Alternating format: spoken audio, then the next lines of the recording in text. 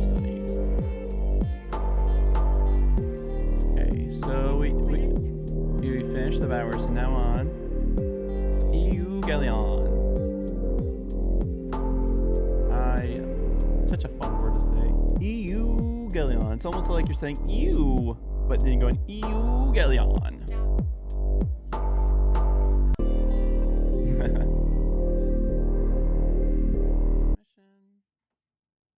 If you know any Christians, or if you happen to be one, you've probably heard the word gospel as a kind of summary of Christian belief, connected to phrases like, God loves you, or Jesus died for your sins. But over time, religious words like gospel can lose their power and meaning by becoming too familiar.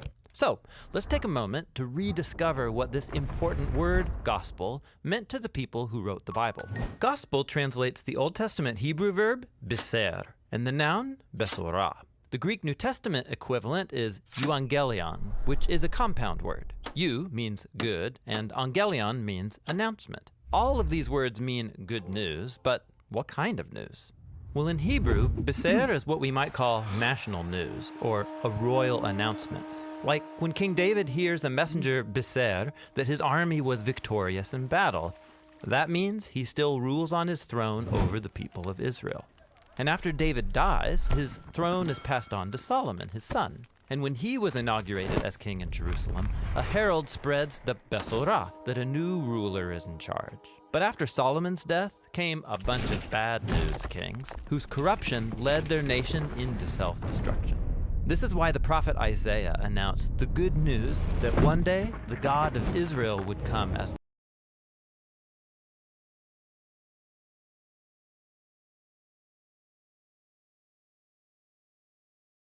new ruler is in charge. But after Solomon's death came a bunch of bad news kings whose corruption led their nation into self-destruction.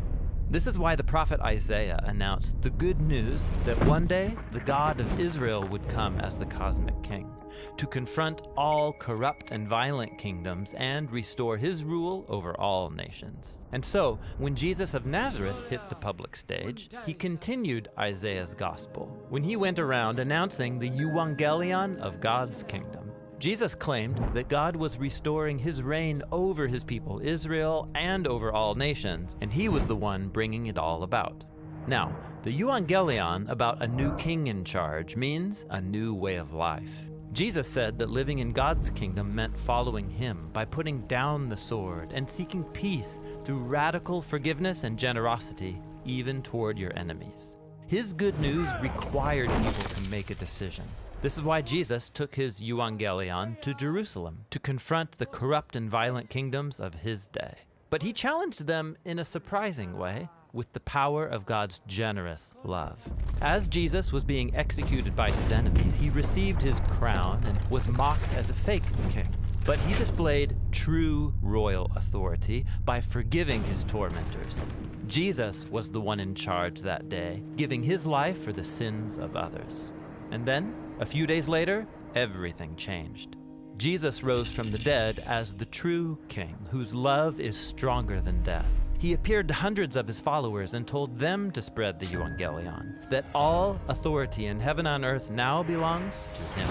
And they did share this good news all over the ancient world. They did it by writing the 4 accounts of Jesus' life that are the gospel. That is, they tell the story of how Jesus brought God's kingdom, how he lived for others and died for their sins, and then was raised from the dead.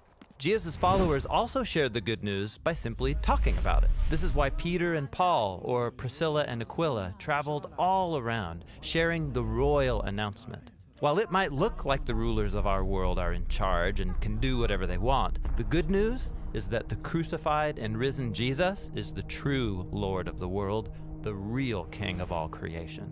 And in Jesus' kingdom, things are different. It's where the real leaders are the servants, because the last are first and the first go to the back of the line. It's where the hungry are fed and the homeless are welcome, because love is the most powerful reality of God's kingdom. And this good news is not easy to believe. It actually sounds kind of crazy when you first hear it, but something happens when people tell the story of Jesus and start living like he really is the King of the world. That's when this gospel becomes the best news that you've ever heard.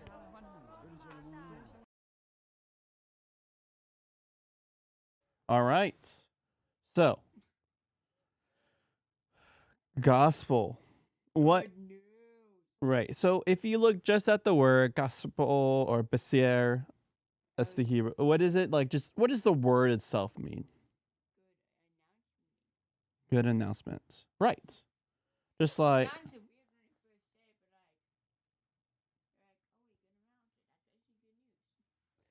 now, if you really just want to like test people's knowledge, just ask them, "Hey, no, like if they say, do you know the gospel?" They actually might have a response, but ask them.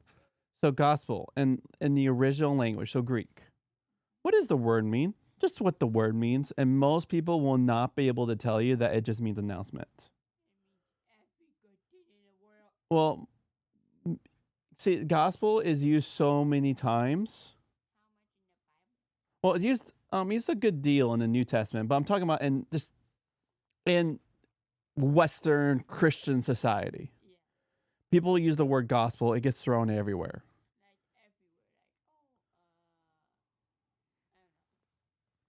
And it's like the proper definition gets easily lost because it's used so many times. It has so much familiarity. It'd be like when we say, "Hey, a telephone," I think maybe this is the only analogy I could think of. So, telephone in the ancient world, I mean, in like go 20 years ago, was like something you literally pick up, had a cord, and so like. But now when we say telephone, we mean like cell phone. But so it's like so when we say gospel, it's used so many times. Yeah. Yeah, we're talking about the good news. Yeah, good news. So like something important has happened that affects you. And you don't have to look into it by recommending. Yeah, so it's something you have to deal with. Like the king has arrived. So what if let's say like the United States of America, we had war with, let's say, the United Kingdom. Now, that war like is super dependent on our freedom. So like, so we don't know what's happening until someone announces to us the news. So guess what? So I am all the way, like we have to go overseas for the fight, okay? So what if I travel back overseas and you're like, "Tell me, Corey, what's the news? Is it good?" No. And what if I'm like, "It's good news. We're free!" That's good news. But war's not good news. No. You're right. But good news means like it was this. Well, usually good news was always attached to the announcement that there is a king. Like this king has arrived, and he is going to bring peace. Yep. Usually, well, for King Jesus, it's about destroying sin. But in the ancient worlds, when kings came, and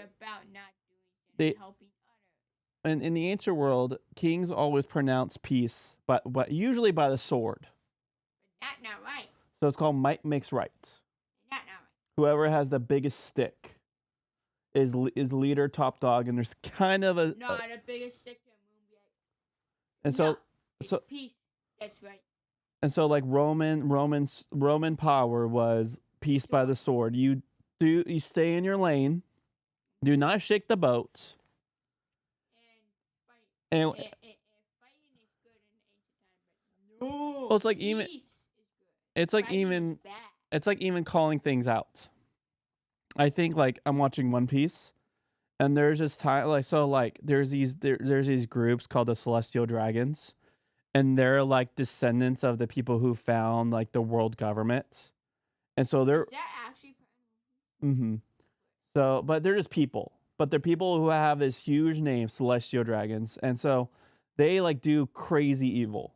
Crazy. Like they like hire like they buy slaves, they torture people, and you can't do nothing against them. You can't Do you think that's the final thing in the One Piece show? No. But this is just where I'm at. So like pretty much like someone calls them out and they get killed. If you retaliate, so like let's say they beat you up and you retaliate, if you touch them, then you'll get the might of the Marines on you. And the Marines like them? I don't like them, but since they have such high class, The Marines are like, okay, since they're on top of the caste system, since they're considered like the nobles of nobles, then you again, you don't shake the boat. And so one thing is great about King Jesus. It's like this. You know, the good people have like, you know, a long stick, right? Mm-hmm. But the dragon thingy will always have to stick to the moon. It's like that. So yeah, so when and the Marines have, I don't know, this bigger stick. So yeah, so when King Jesus came, he had the biggest stick. Yeah, and they were expecting him. The stick to the edge of the universe. Yeah, and they were expecting him for him to rule, bringing peace by the sword. Yeah, and he truly shows what serving love looks like.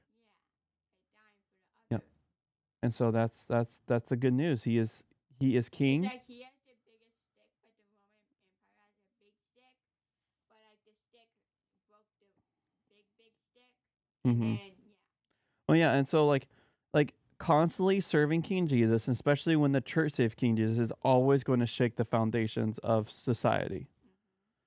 If Christians get the whole serving love, you got serving love, like in our history, like when Martin Luther King Jr. and it was the serving love of the civil rights movement, like it shook the foundation of society. Oh, Martin Luther King, yeah, he did die, but still the impact of the civil rights and servant, it still affects us today. And so that's what that's the church should model, is that servant love. That's that serving, like we'll become tighter communities. Everyone like food, drinks will be shared. It will be how we properly use our resources for the other and not for ourselves. No. All right. So we're ready for some Biblio?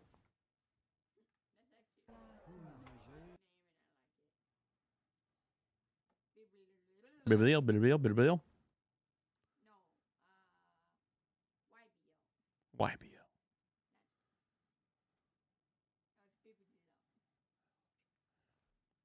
All right. Ooh, free book. Let's get it now. The Spirit, Grace, Christian Beliefs for Everyone by Alistair McGrath. Free book. Make sure you put be right back. Yeah, I'm not going to sign in for that. I thought I could access the store on here, but okay. Whatever. Oh, hello. Maybe when be right back. Free. Free book. Let me see. No. Is there? No, it won't be. That won't work. Because when you're searching on someone else's engine, you have to use. What was it called? Spirit of Grace.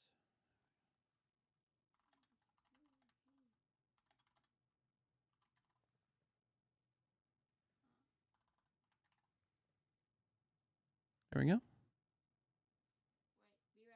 Quick buy? I don't have to. Boom. Got the book. Well, yeah, since I've already like.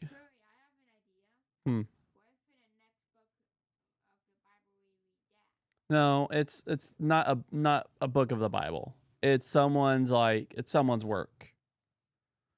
I'll be down if you want to read it. We can do a section of the Bible and a section of that book, but that's just a book. That's theology writing. I have no idea.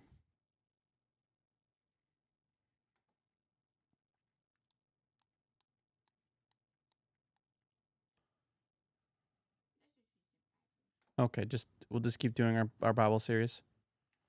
All right. 1 Samuel. All right.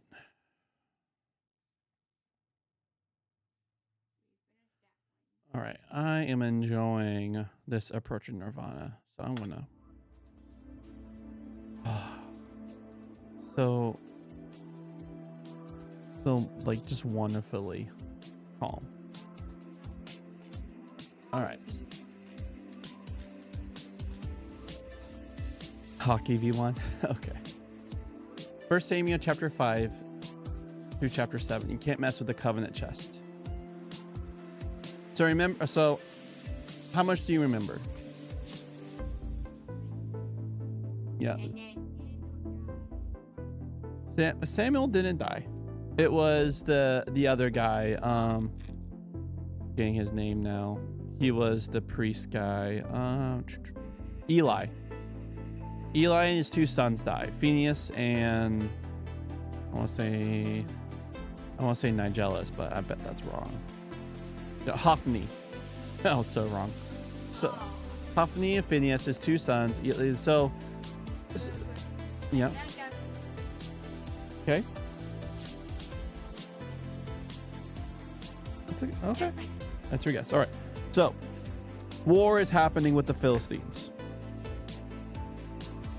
So yeah. So the Israelites. So yeah. So there's a war happening with the Philistines. The Israelites are losing, so they take out the chest like it's a good luck charm, which we talked about. But luck. The concept of luck is the most selfish concept in the world. Yeah, and so they didn't go to Yahweh to say, hey, what should we do? Like, go to... Yeah, they were like, yes, with this, we will rule. It's like slapping the number 7 on everywhere. Like, people like treating numbers as luck. Or if you were born under a certain star, which is a... Yeah, and so they were just treating it as a means to rule. Yeah.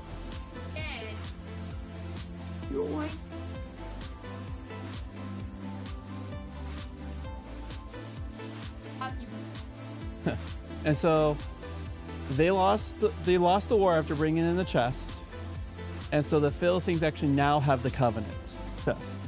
All right, now let's read what happens. So when the Philistine took God's chest, which was sometimes called the Ark of the Covenant, it's the thing. It's the chest that when you watch Indiana Jones and the Nazis look into, and their faces just melt off. So when the Philistines took God's chest, they brought it from Helpstone to Ashdod. The Philistines took God's chest and brought it into Dagon's, so that's their god, that's their Elohim named Dagon's house, and placed it by Dagon. The Ashdodites got up early next day, and there, Dagon, so there's a big statue, they brought it to the temple, there's a big statue of their god.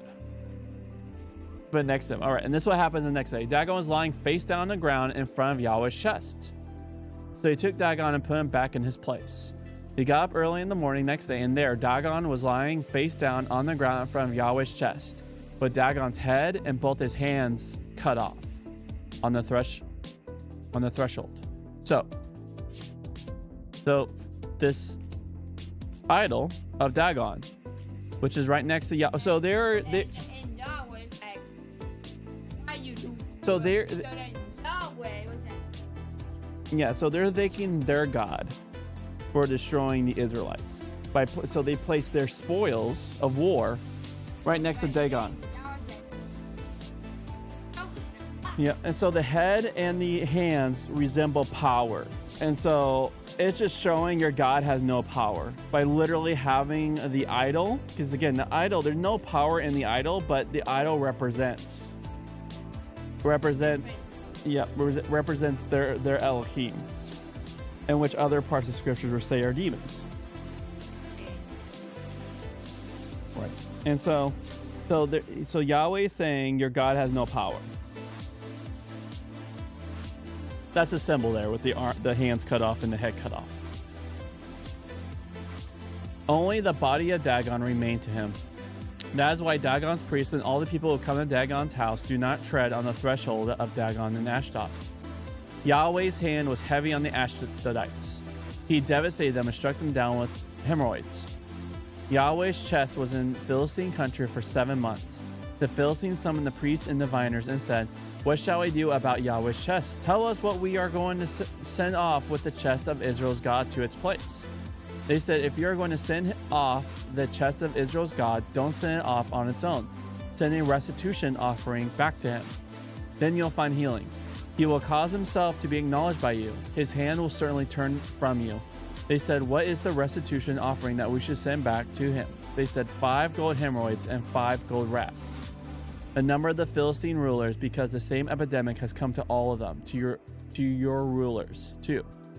You are to make models of the hemorrhoids and of the rats that have been ravaging your country and give the God of Israel honor. Perhaps he'll ease his hand from upon you and your gods in your country.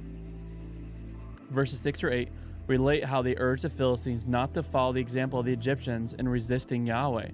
The Philistines duly send these models with the chest on a cart pulled by cows, who take it straight to Beth Shemesh.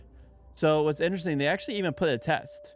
They're like, if the chest all like walks straight to Beth Shemesh, that's how we know that Yahweh's hand has been against us. His power has been against us. To be calling hemorrhoids are like, actually, so they're really disgusting, but they're here we go, hemorrhoid. So it's like usually like in your butt. Swollen voids in the lower part of your rectum and anus that cause bleeding and discomfort. So whenever you sit, like when people have hemorrhoids, they can't sit without being discomfort. It's like, has you ever had like a really bad, like a painful bump on you? Imagine that in your butt. And imagine every time you poop, like every time you sit, you're in massive pain. So it will not be. And so, oh man, ancient ideas are so strange and interesting. So they were like, well, we're gonna send it back. And so they made gold models of hemorrhoids and rats. So the rats were plaguing them and hemorrhoids were plaguing them. So they're like, we're sorry. Here's gold in the shape of what you have devastated us with. Yeah. Yeah. So the rats are an animal. Hemorrhoids is like wrong with your skin.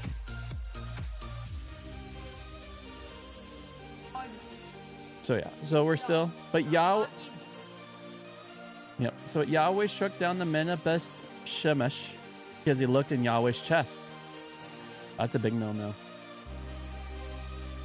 He struck down 70 men, 50,000 men among the people. The people mourned because Yahweh has struck the people down with such a heavy blow. So literally the Ark of the Covenant, the covenant chest, walked straight to Beth Shemesh. So that let the Philistines know this Elohim has been against you. And so then once it gets there to the Israelites, like doofuses, they treat it as a common chest. They're like, what's in it? I wonder.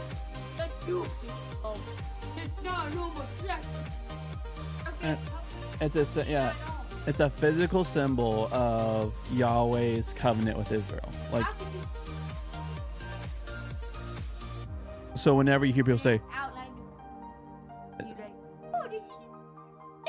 and so that's when you hear people say, tread lightly. This is a moment you should be treading lightly. So he struck down 70 men, 50,000 men among the people. The people mourned because Yahweh struck the people down with such a heavy blow. The men of Beth Shemesh said, who can stand before Yahweh, this holy God? To whom might he go up from us? So he sent envoys to the inhabitants of Kereth Jearim to say, the Philistines have sent Yahweh's chest back. Come down, take it up to you. The men of Kereth Jearim came and took Yahweh's chest up and brought it into the house of Abinadab on the hill. They consecrated his son Eleazar to look after Yahweh's chest. All right. When I used to read Bible stories to my young sons, they will sometimes ask, did that really happen? As far as I can remember, they did not ask that question about big events like the Israelites crossing of the Red Sea or Jesus' resurrection, but about stories like this one, and I think they were onto something. The stories of the Red Sea or the resurrection involve much more marvelous, even miraculous events. Yet they are told in quite matter-of-fact a way. You may or may not believe them, but it's hard not to assume that the people who told the stories believed there were things that really happened. The adventures of the covenant chest are related in a different way. The story is more like a cartoon or like one of Jesus' parables. It's larger than life in the way they are. It's formulaic. The same thing happens in Ashdod, then in Gath, then in Ekron. There are actually 5 Philistine cities, hence the 5 rulers the story goes on to refer to, but you often have 3 people or groups of people in a parable or a joke. It's humorous in the manner of a cartoon or a parable. It makes fun of the people of Ashdod, getting up early each morning to come and pray in Dagon's temple and find Dagon humiliated. Its jokiness is juvenile and scatological. God sends judgment on the Philistines by giving them boils on an uncomfortable part of their anatomy. And the Philistines' religious experts get them to make amends to God by making models of the hemorrhoids and rats. Excuse me? Jesus' parables then have a way of kicking the listeners in the butt after they have gotten their attention and made them laugh, so that the listeners end up laughing on the other side of their faces. When the covenant chest gets back into Israelite territory at Beth Shemesh, the nearest Israelite city to Philistine territory, the Israelites are no more reverent or wise in the way they treat it, and thus treat God, than the Philistines, and they pay a more serious penalty. The numbers are a puzzle, where 70 is followed by 50,000. But perhaps a reference to 50,000 is there to make a comparison with the story we'll read in 2 Samuel 24. When that number of people die in an act of chastisement on the whole people. The Philistines, so clicker, you ready? The Philistines found the chest at a hot potato that they anxiously but futilely passed on from one city to another. The Israelites do the same. Do you ever play hot potato? Yeah, so you just pass it around like and you hope it doesn't explode on you. So that's why right now everyone does not know how to treat the covenant chest of Yahweh, the God of Israel. So even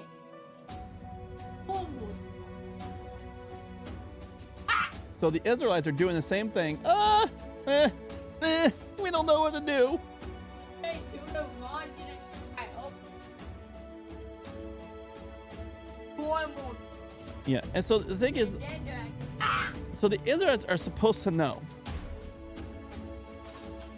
One could argue that the Israelites show less insight than the Philistines. Indeed, even the cows pulling the cart shows more insight than the men of Beth Shemesh. The Philistine spiritual leaders who want to be rid of the chest at least recognize that it is unwise to mess with Yahweh because, like the men fighting the battle in chapter 4, they know about the way Yahweh dealt the Egyptians. So even the Philistines have better memory, or at least honor memory of Yahweh. Like, this is a God, this is an Elohim that you do not, you don't show disrespect. You do not show dishonor.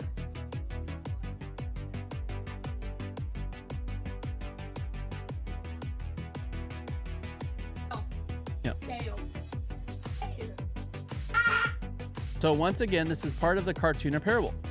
Perhaps the Philistines would not actually know the story of the Exodus. The point is to highlight what the Israelites fail to take account of. And so what's interesting is if you're an ancient Israelite, you're supposed to, you're kind of laughing at what the Philistines are doing. So it's kind of like a cartoon strip. Well, they get rats and hemorrhoids and then they make gold models of it. It's like having, imagine you having a nasty bump, and then the way that you make restitution is you then cast a gold medal. That's pretty much a statue of a hemorrhoid. Yeah. And so you're laughing at the Philistines because and then the Israelites, they're this shows you actually Israelites, you're just as stupid. Yeah. But then the Philistines, like, it's like you're laughing at them, but they're acting at least a little bit more wiser than the Philistines. They're like, treat this as much reverence as possible. Do not walk over him. The Philistines at least recognize the innocent offering that makes some restitution for the way they have slighted God. When you offend someone, you try to make up for it in some way to show that your regret is not just words. The Torah lays down ways in which you can do this in relation to God by means of restitution offering. The traditional English translation is guilt offering. The Philistines use a term that appears in the Torah in this connection. There are signs of repentance there. The people of Beth-Shemesh react with words that are very appropriate. Who can stand before Yahweh, this holy God? They use the word holy in the proper Old Testament way. It suggests the awesome transcendence of God, which means you have to take God really seriously. They have found, as the New Testament puts it, that our God is a consuming fire. But though their words are appropriate, they don't know where to go next with their awareness. They just want to get rid of the chest. Why they chose Kerith Jearim, we don't know. It's a town up in the mountains, hence the people from there come down to Beth-Shemesh and take the chest up to the city. Halfway to Jerusalem and just off the modern highway as it begins to draw near Jerusalem. The chest is thus nearer Israel's heartland and farther from its borders. Did the people of Beth-Shemesh think the people of Kerith Jearim were a bit slow on the uptake and being willing to welcome this dangerous object into the midst? If so, the joke is on them. The people of this city know how to look after the chest with more reverence. So solemnly we'll read in 2 Samuel 6, which picks up the story of the chest, that there is further trouble to fall from looking after it. So what's interesting though, since they started showing reverence to Yahweh by showing reverence to the chest, that actually these people actually start getting blessed. All right, we can start, friend.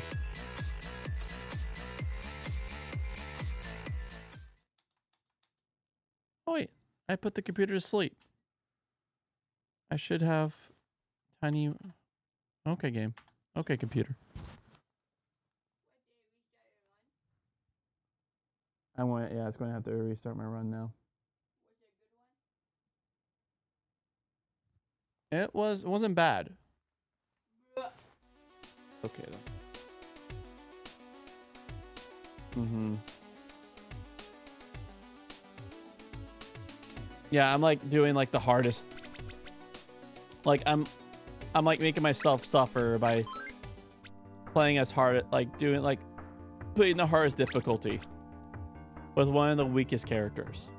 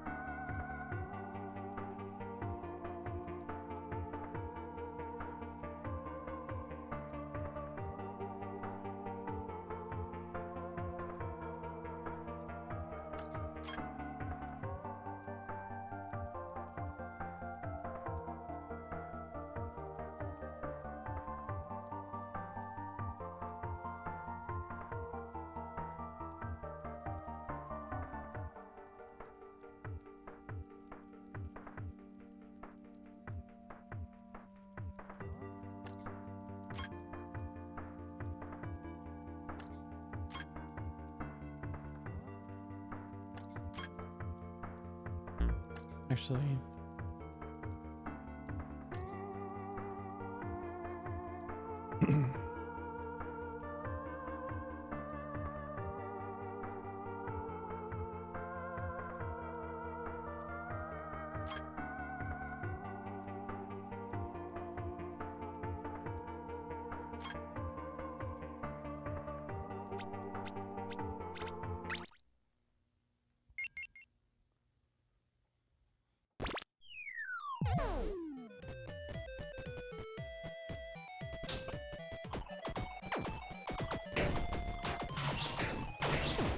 what?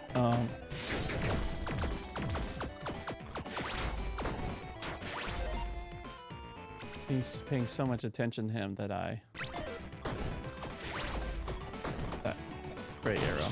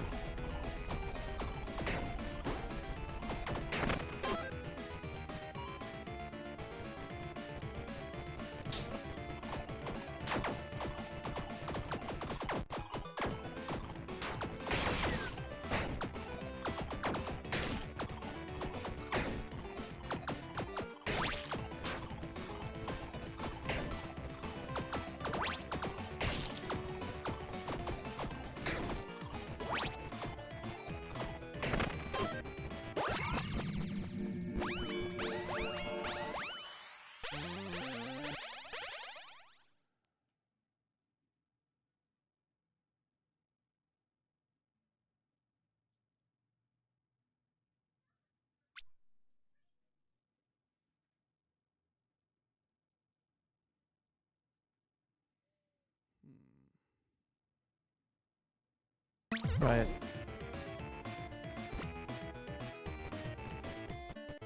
It's reversed.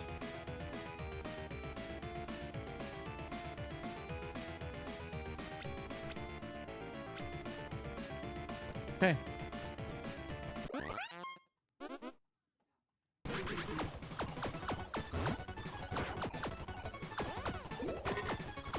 Pretty easy, boss.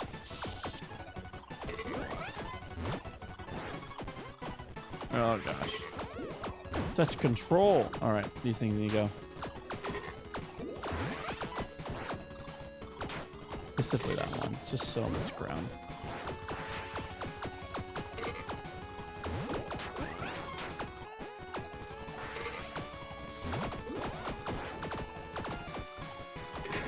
Go.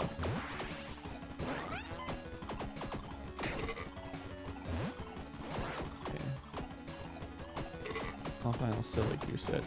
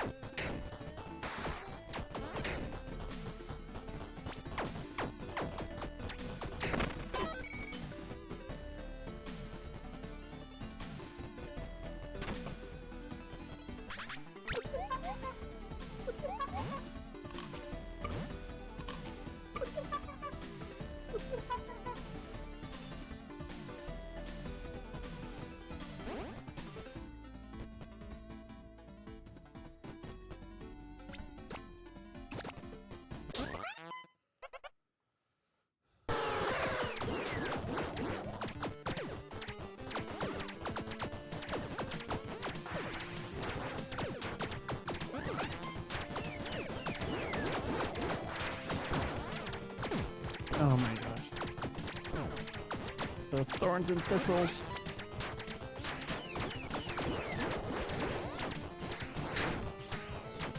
Ah. Gosh, this is rough. Take care of you. Don't want to get out of here. Oh, health. Alright, just have a rest. Try not to spend it.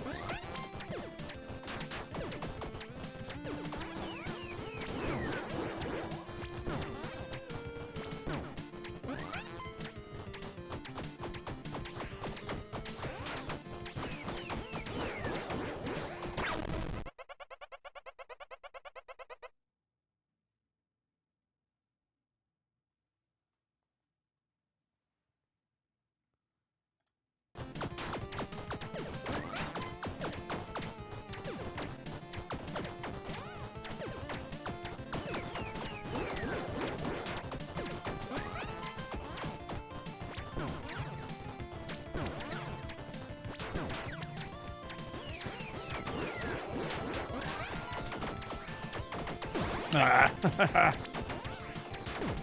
Oh man.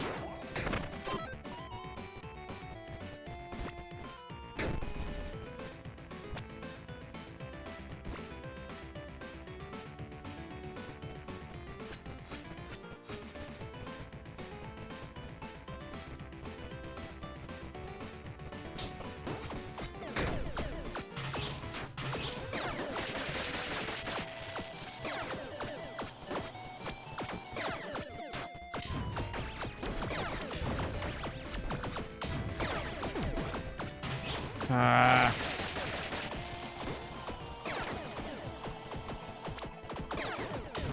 Come on.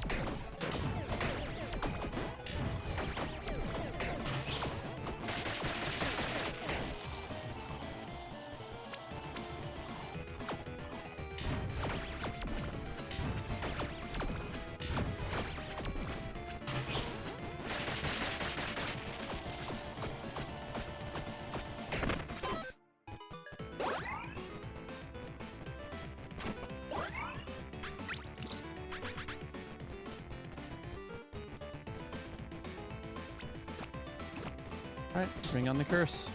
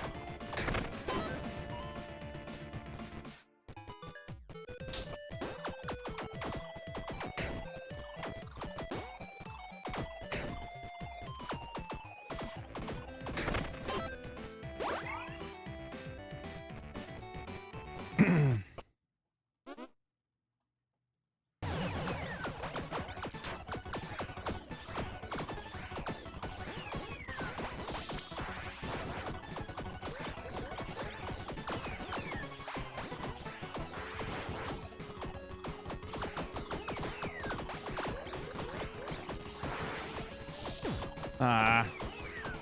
Alright, time to take care of the ads. Too much control. Gonna deal with the little forest ads.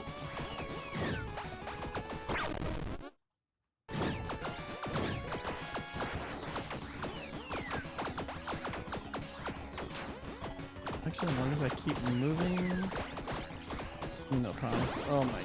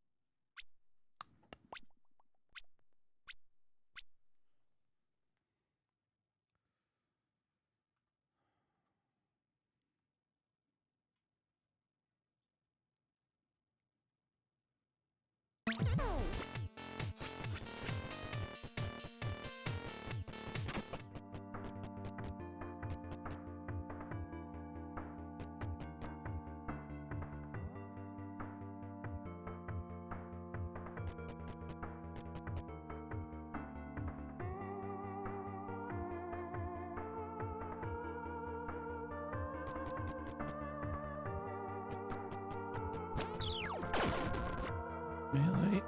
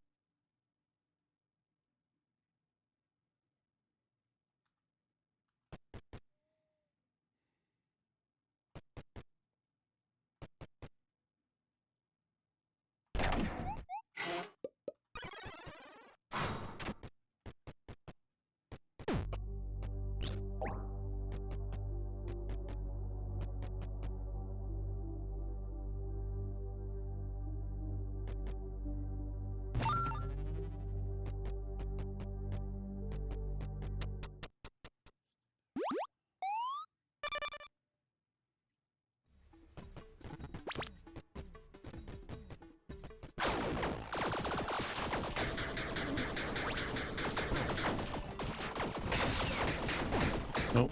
Darn it.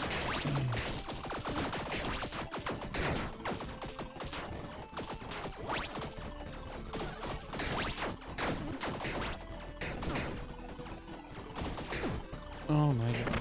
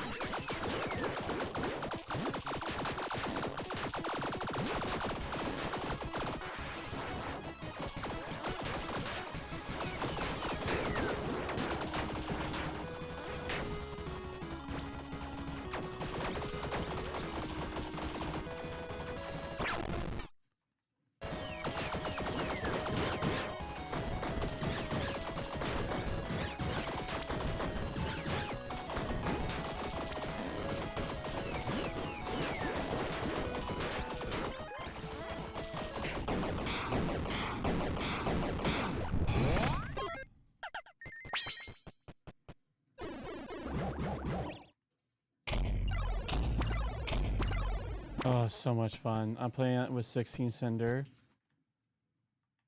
Darn it.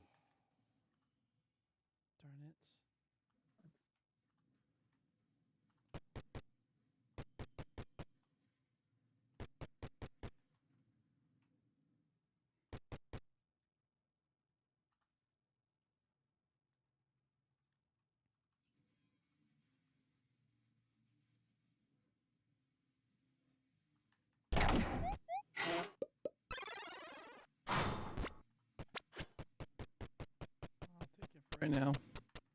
Actually, the OSP is really nice. I guess I'm just going to sell it.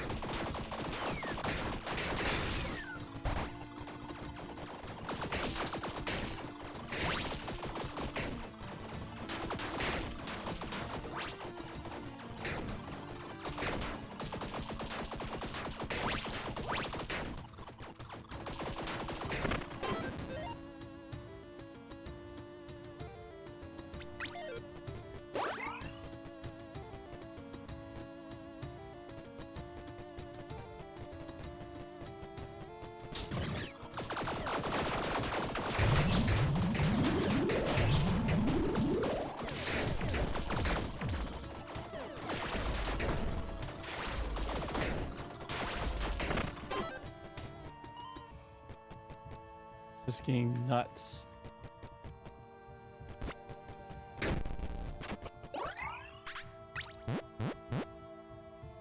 Both right now. 100. All right. Get.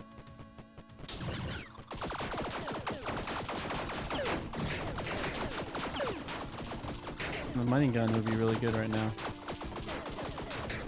But I'm trying to do a trigger build. The weather.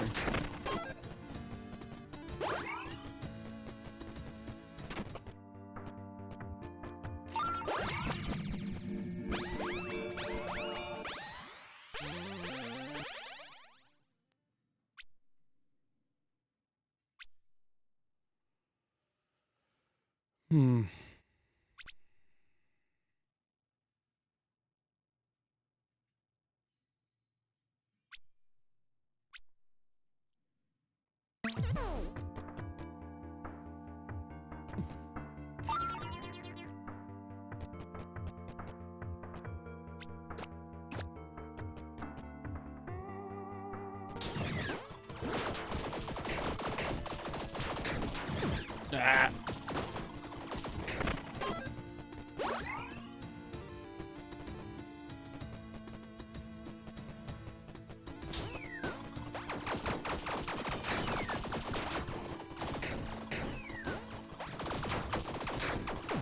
Oh, my Lanta.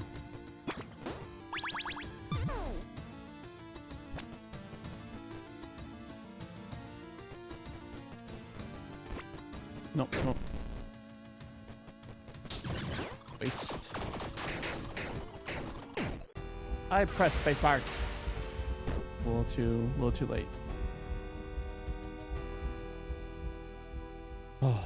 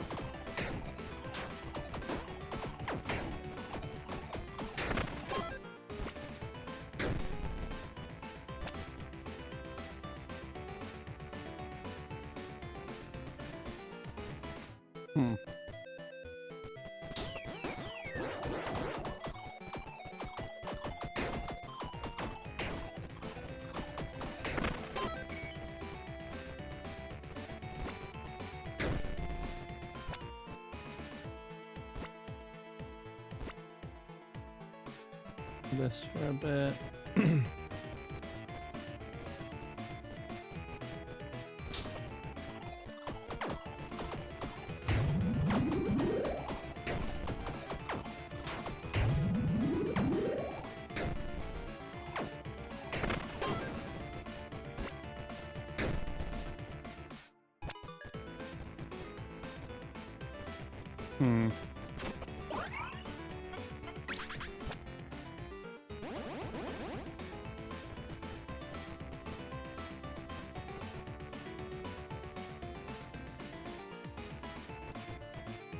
Oh, it's a light. Oh wait, it's fencing. So these still would.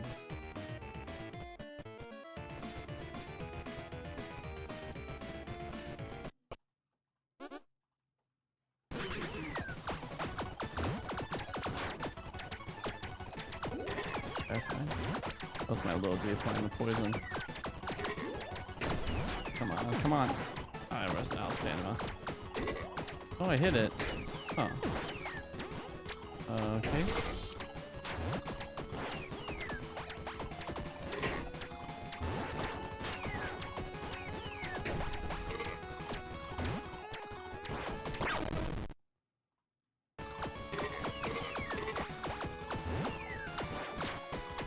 Here. That is what's getting me. I'm silly goose. It's such a huge effect.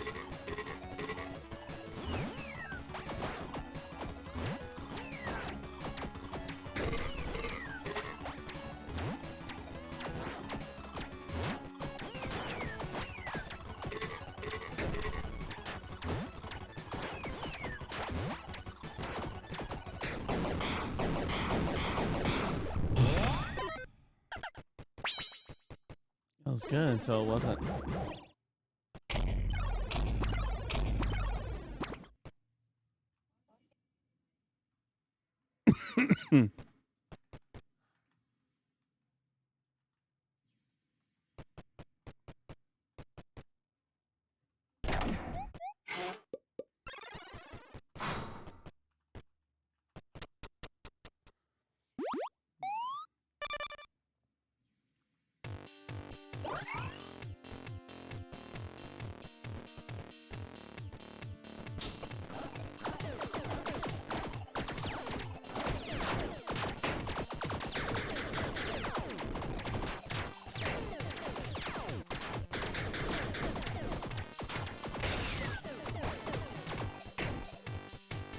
Oh.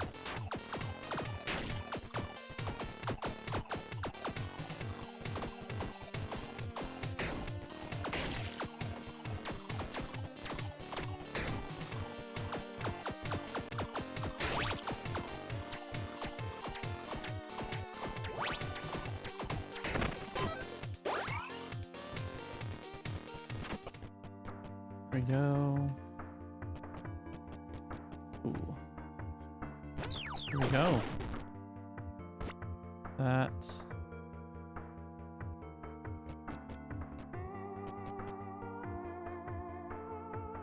That is chilling damage and poison damage. Really nice. Intimidate.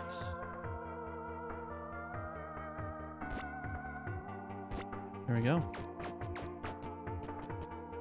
Let's do it.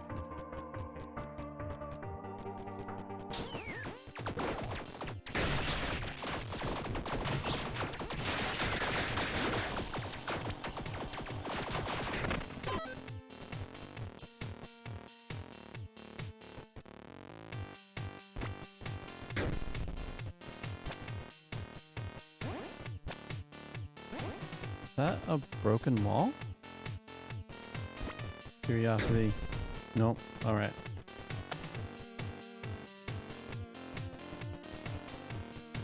Got that.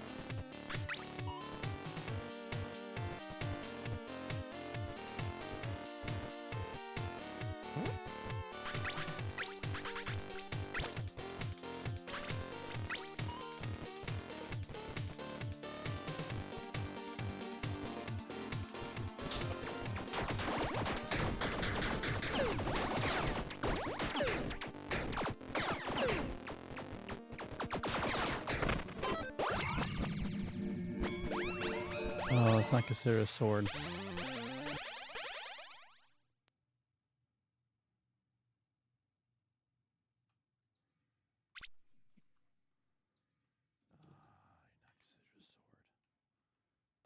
Silly goose. At least I get this.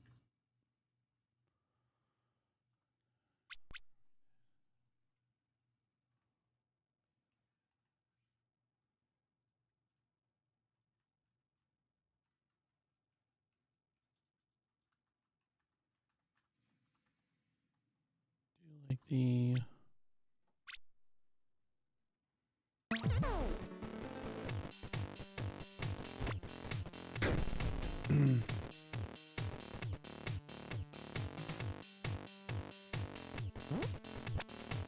Save that.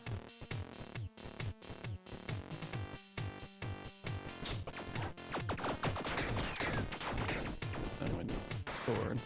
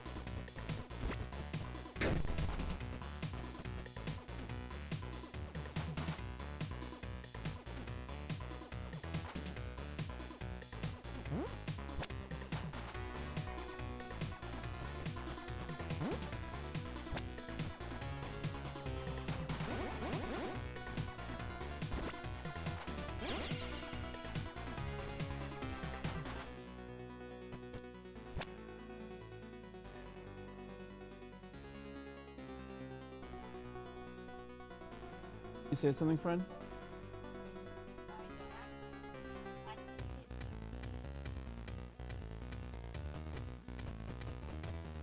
Oh, I keep forgetting. I have the bombs. I'm curious. Does this work? No.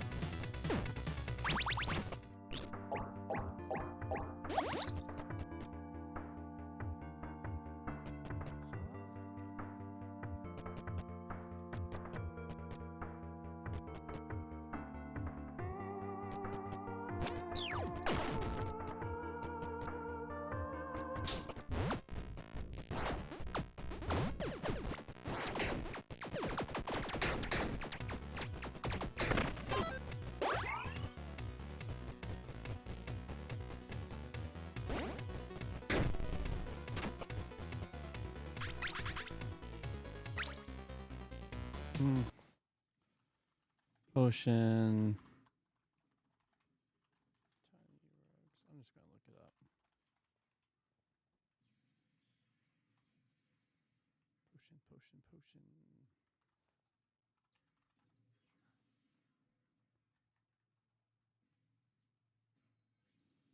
This, all right.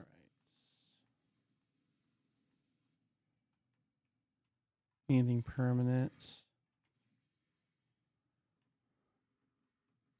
All right, it's just 10 rooms. Which one do I want? Okay, now we know. So yes, yes, no.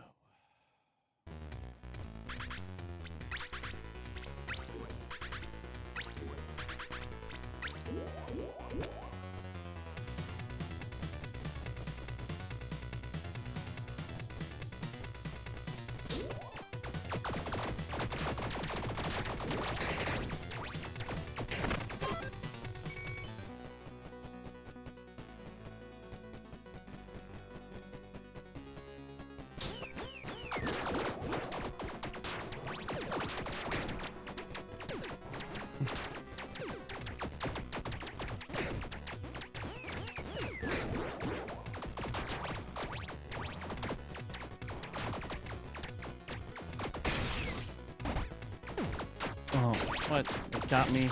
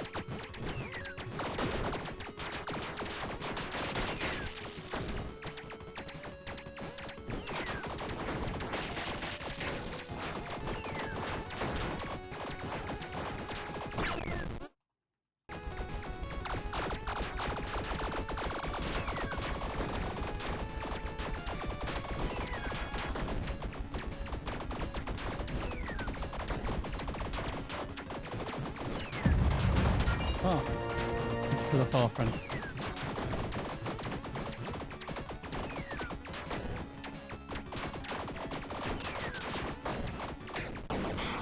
Whew.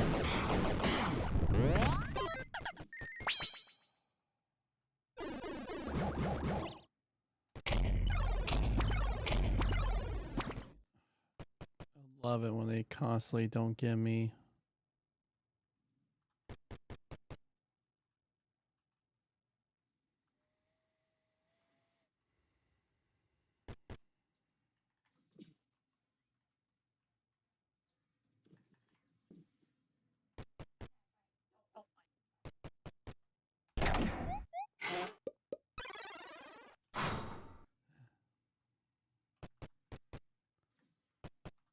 See, a lot of potential this run.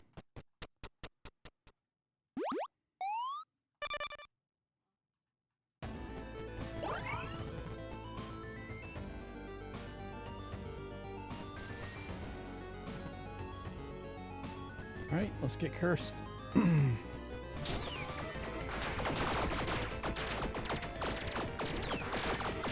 Ah, so many effects. Wait, am I slowed? Feel slow.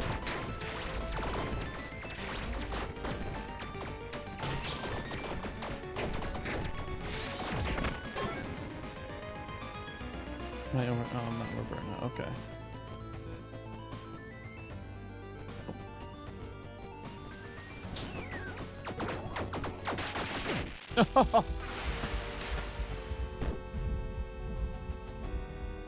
Do like a dash hit. All right, Chara, we're at time, my friends, so we got to go through steps.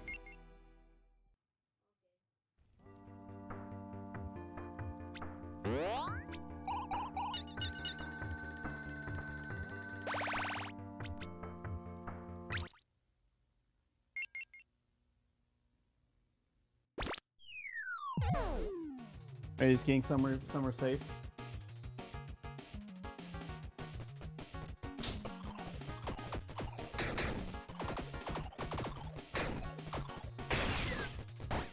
Oh, I see. That's what hurt me.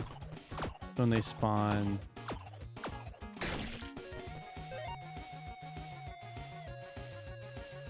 Huh?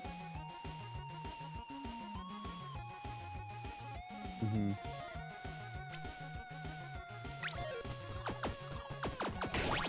Yeah. And you're just gonna leave yourself on instead of just leave?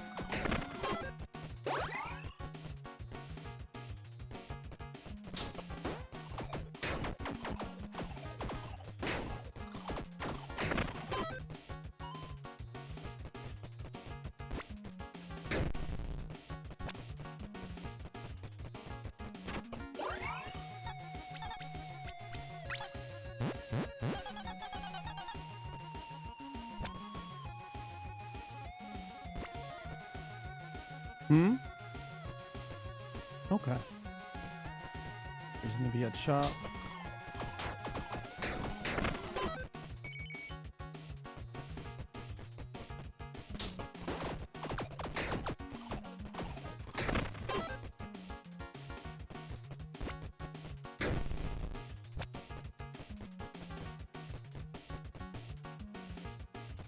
All right.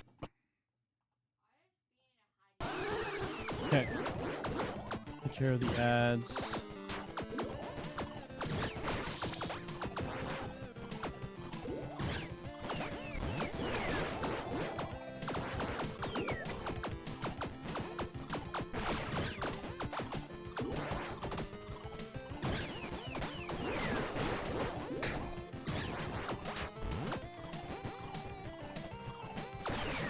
Take care of the ads. Didn't know. Is that alright? See if I can do so I can hit.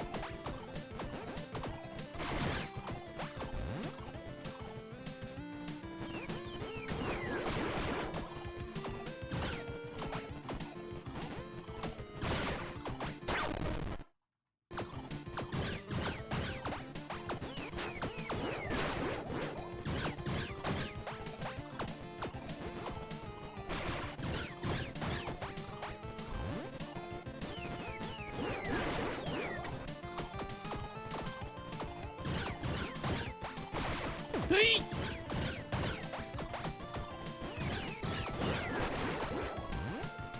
Oh.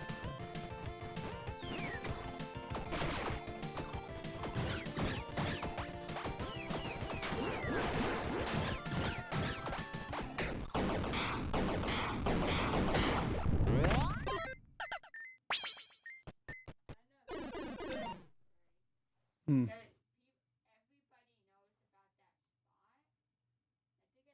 Well, like, why don't you just set spawn somewhere and just log off if you don't want to be attacked? So you like the server?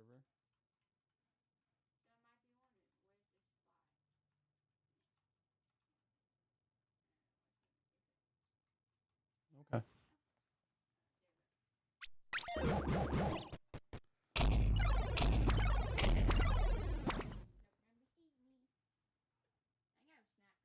Okay.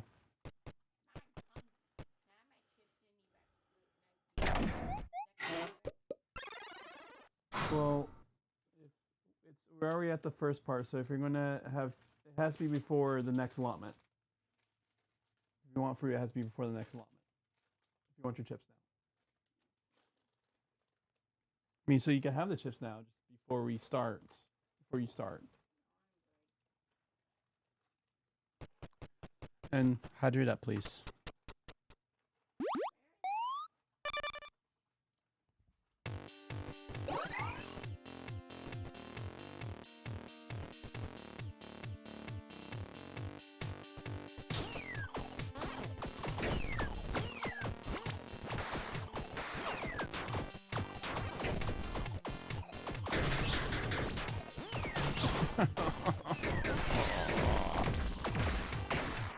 You ready? All right. Oh. All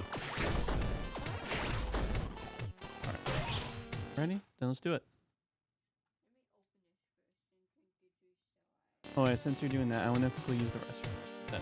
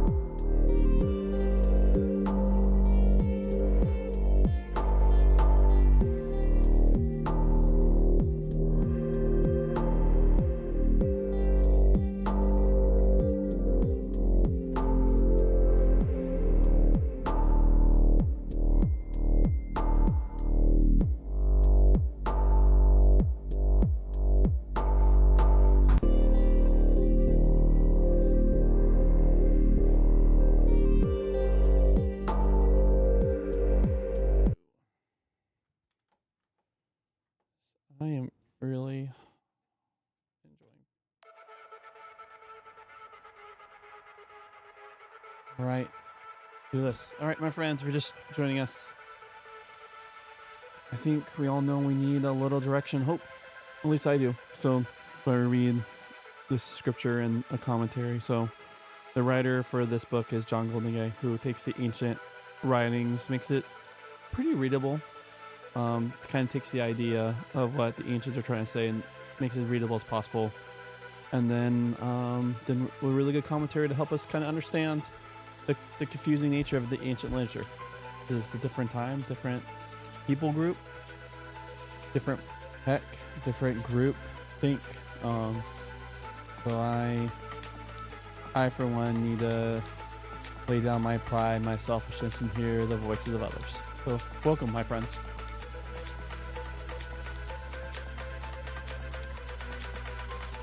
May we have your attention, please?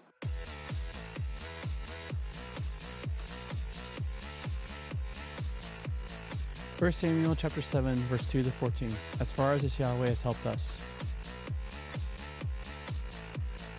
From the day the chest, so remember the covenant chest, the Ark of the Covenant, people are generally not respecting Yahweh, not showing reverence to him, and which is connected to how you treat the covenant chest.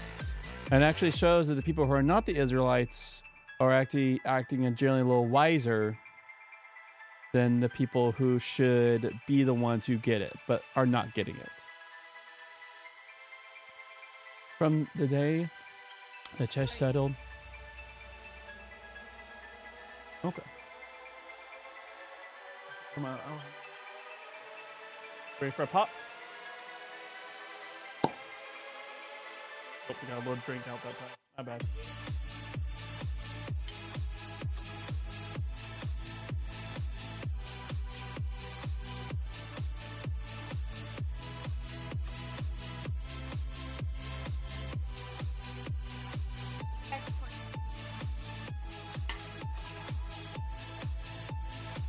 All right.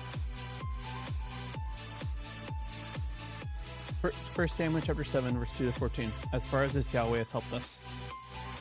When they had just settled at Kiriath-Jearim a long time past, 20 years.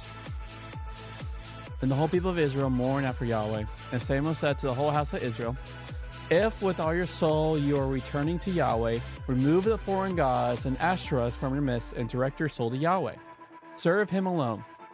He will rescue you from the hand of the Philistines. So the Israelites removed the masters and the Ashtoreths and served Yahweh alone. Samuel said, gather all Israel at Mizpah, and I will plead with Yahweh on your behalf. They gathered at Mizpah and drew water and poured it out before Yahweh. They fasted that day and said there, we have done wrong against Yahweh. So Yahweh led the Israelites at Mizpah, and the Philistines heard that the Israelites had gathered at Mizpah. The rulers of the Philistines went up against Israel, and the Israelites heard and were afraid of the Philistines. The Israelites said to Samuel, do not be deaf to us by not crying out to Yahweh our God, so that he may deliver us from the hand of the Philistines. So Samuel got a suckling lamb and sacrificed it as a burnt offering to Yahweh. Samuel cried out to Yahweh on behalf of Israel, and Yahweh answered him. As Samuel was sacrificing the burnt offering, the Philistines were drawing near for battle against Israel. But Yahweh thundered with a loud voice that day against the Philistines and threw them into confusion, and they were defeated before Israel. The men of Israel went out from Mizpah and pursued the Philistines, and struck them down as far as below Bethkar. Samuel took a stone and put it between Mizpah and Shen, and named it Helpstone. He said, as far as this Yahweh has helped us. The Philistines subjugated themselves and did not any more come into Israel's territory. Yahweh's hand was against Philistines all the days of Samuel.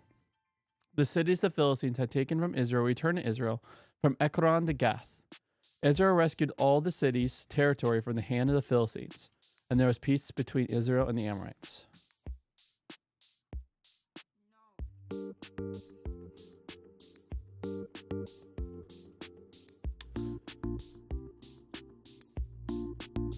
And so it seems like now they're starting to treat, thinking that Yahweh is not a good luck charm, but he requires the whole, either you're 100% for him, like he is your master, or you're not for him.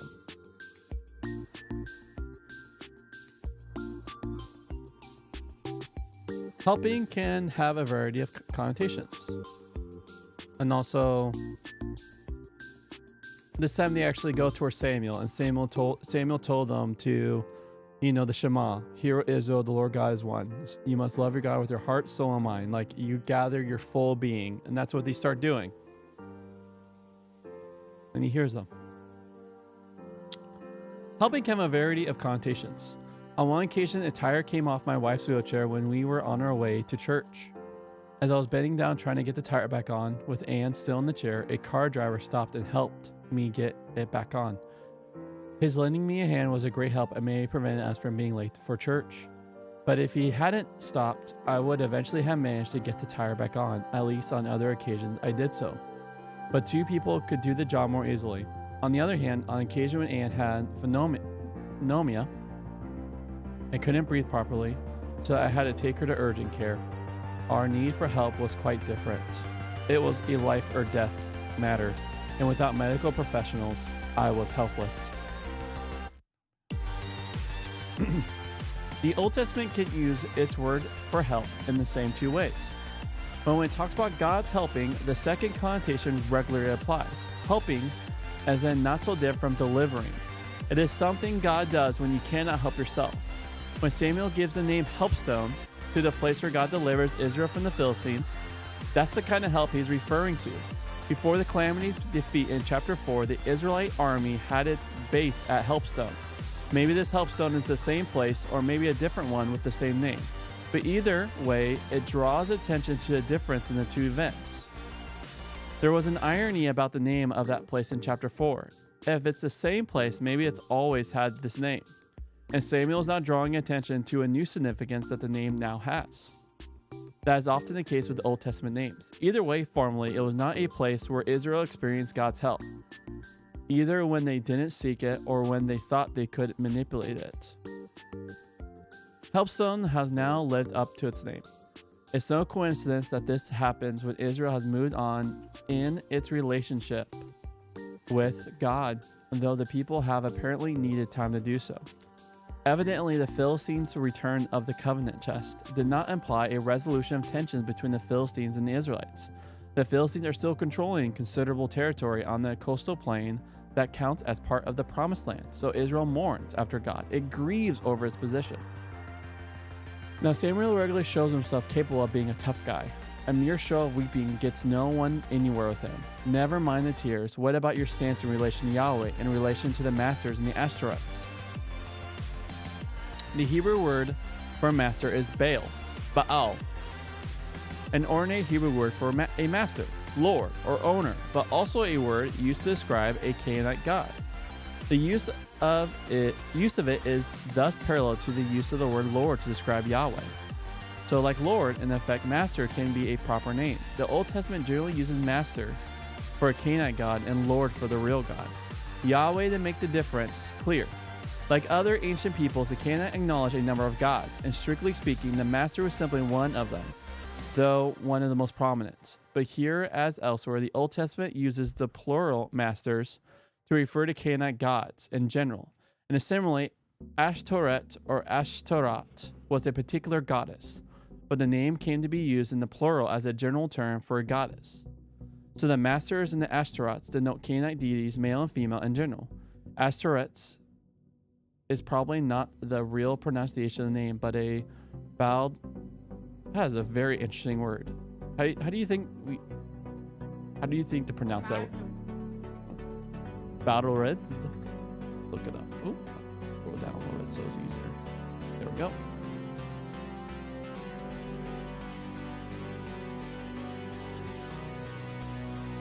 Bowdlerized. Boulderized. Huh. Bowdlerized. Boulderized. Interesting.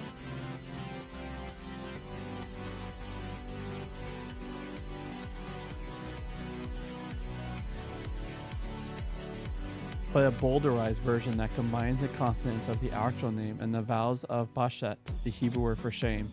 It thus suggests that worshipping these deities is something utterly shameful.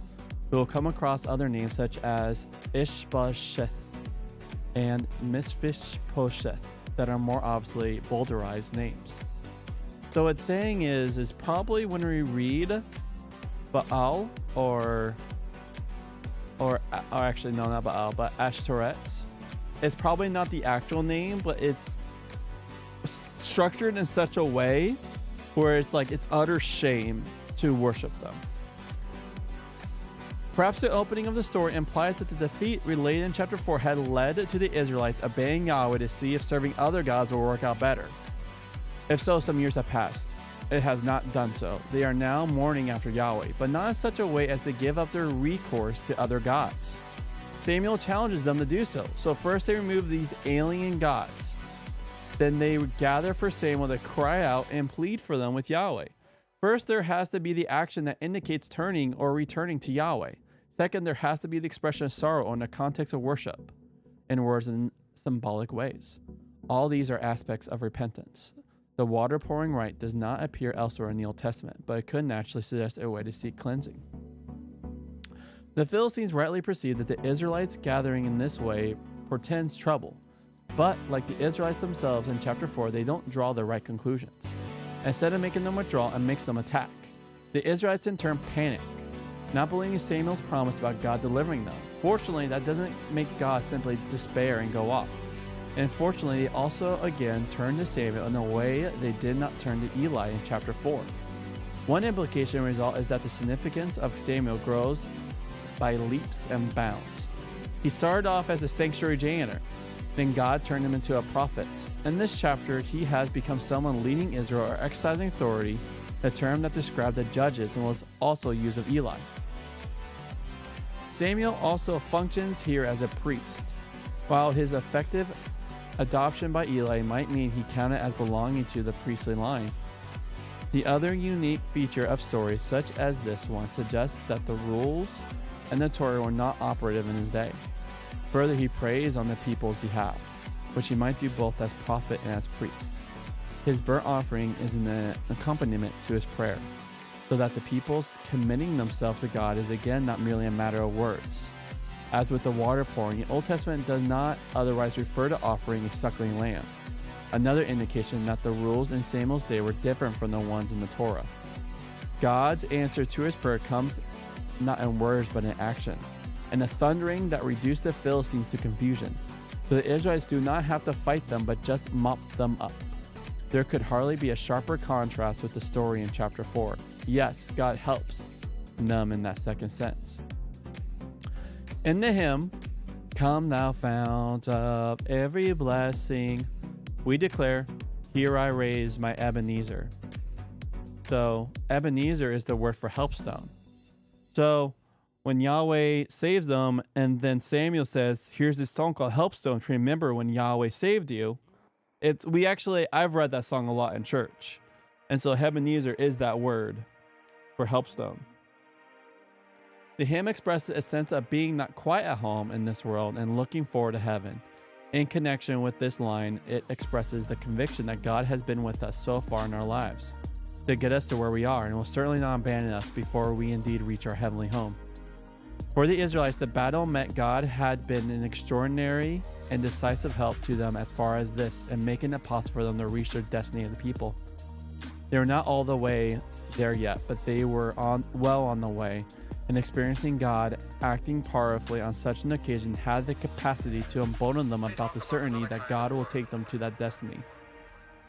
During the narrative that will unfold through the story of Saul and into the early years of David, God will do so.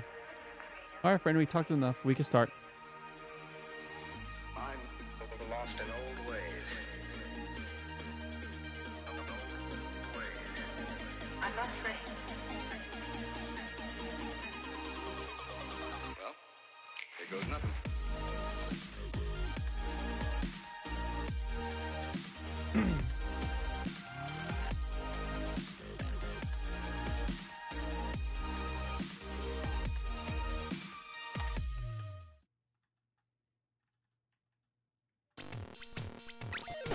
Nope, darn it. Oh, there's a mole behind me.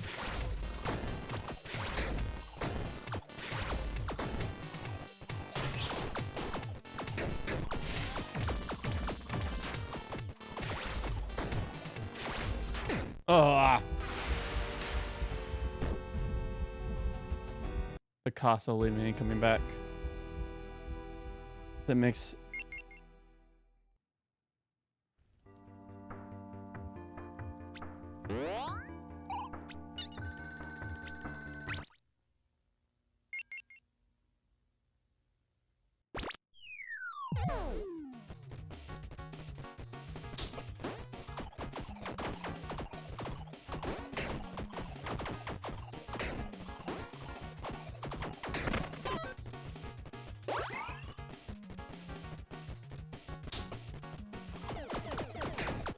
Oh.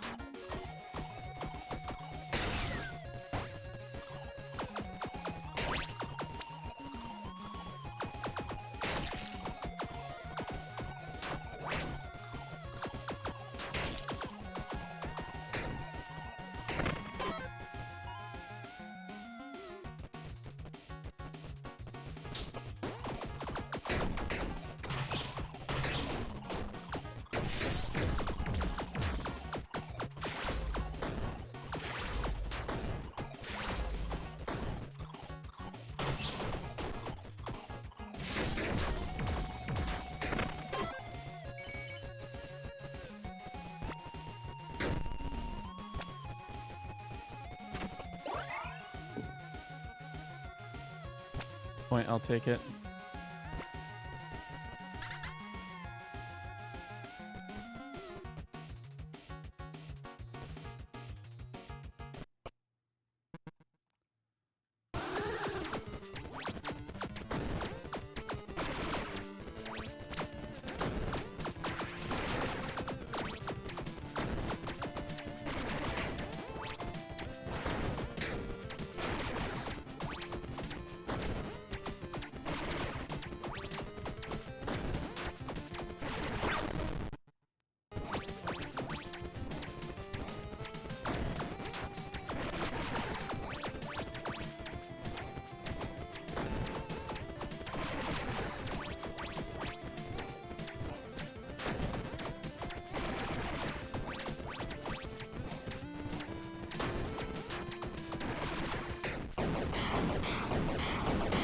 Oh.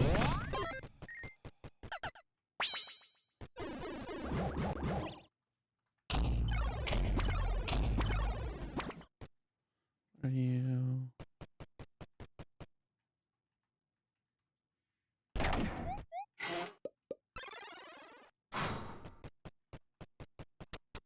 Where's the quit? Where's the crit?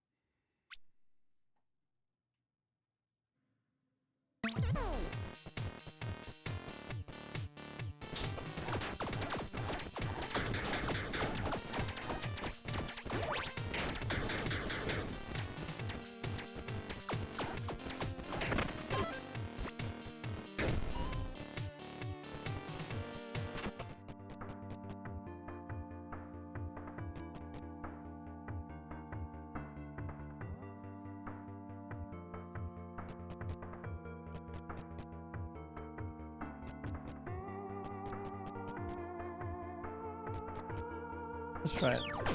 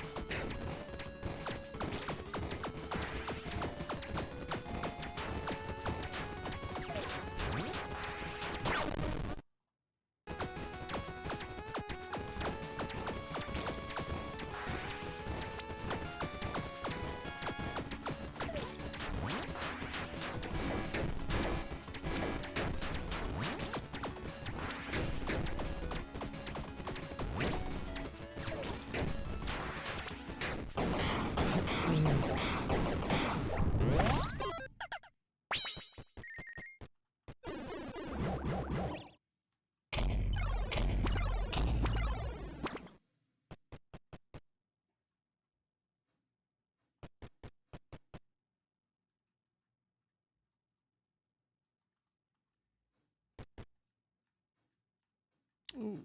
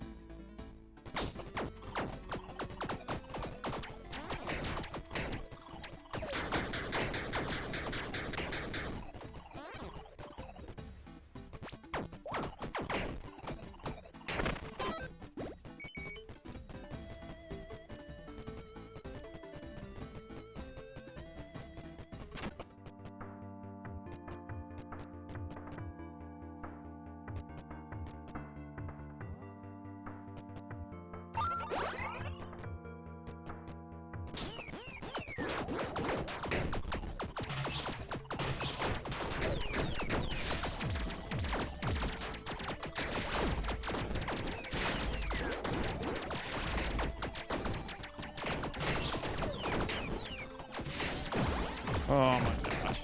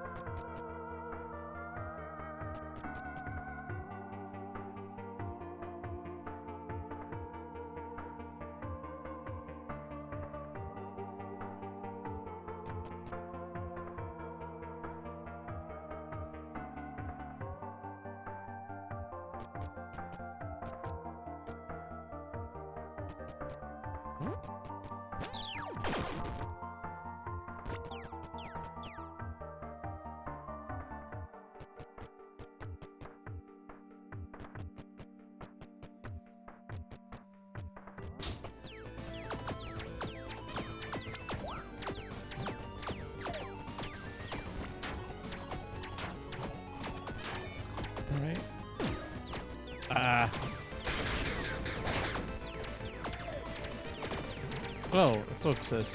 That's cool. Makes it easier.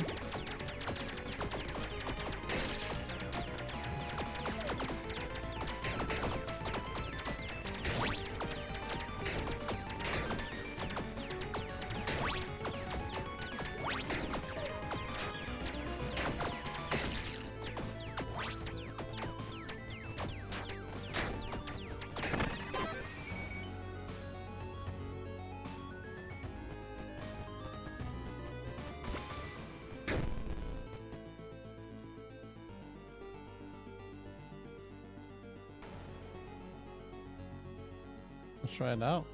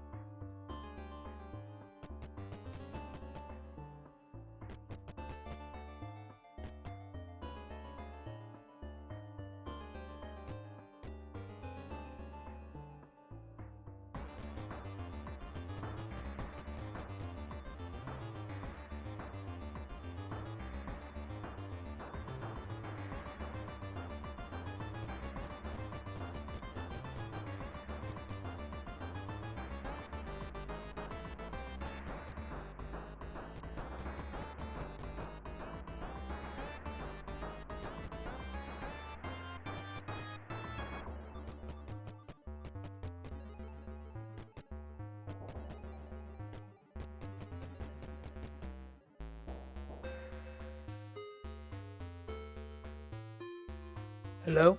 Hello. How are you doing, my friend? Doing well. Trying to beat this game under doing 16 senders, which is with the Wanderer. It is. It gets really hard at that point. Yeah. Have you gotten to the Shadow Plains? Or the alignment required places? Too? Yeah. I haven't got a chance to unlock it. I haven't gotten that far under 16 sender. But I swear I dodged it. Okay. Oh. Whew. All right, let's try again. Pretty rough, huh? Oh yeah, I feel like I'm in a shonen. But I'm Paragon level 14, which I don't know if these Paragon. I don't even know if these Paragons mean anything, but I'm it. Do you get like more stab points for Paragons? No, it's just 30 out of 30. I don't know if it just makes them better. I have no idea, or it's just bragging rights.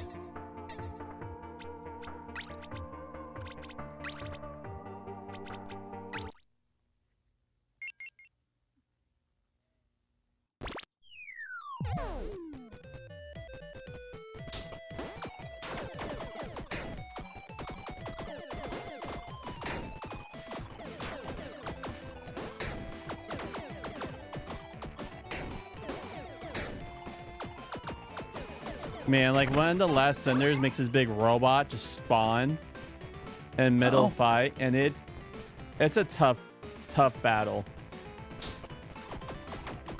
Well then.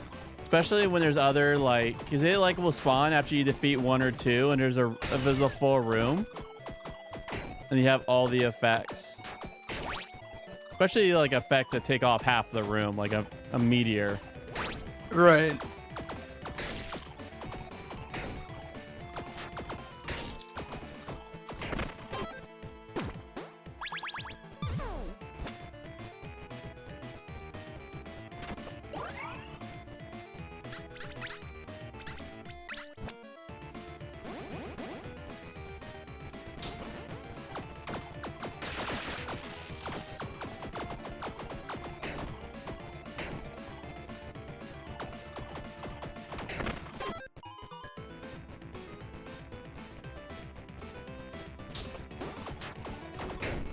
There he is.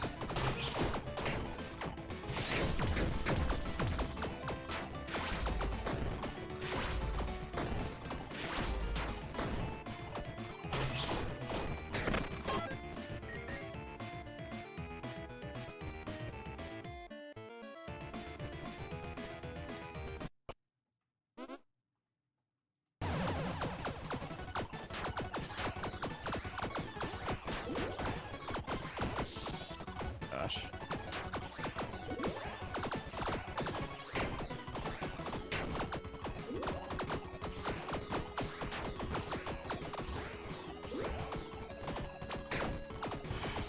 Okay, got the ads. Those ads I don't mind. Fixing swords are not fun though.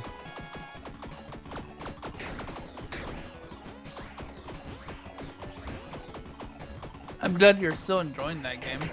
Yo, yeah. It's like there's like no point of doing, like, I just want to beat it once with all the senders. Yeah. And like there's a moment where I just like semi like I don't need to, but and so I did a run without sender. I was like, oh man, what am I doing? This game's a lot more slower paced now, not so much on the edge. My drilling isn't pumping as much as it usually is.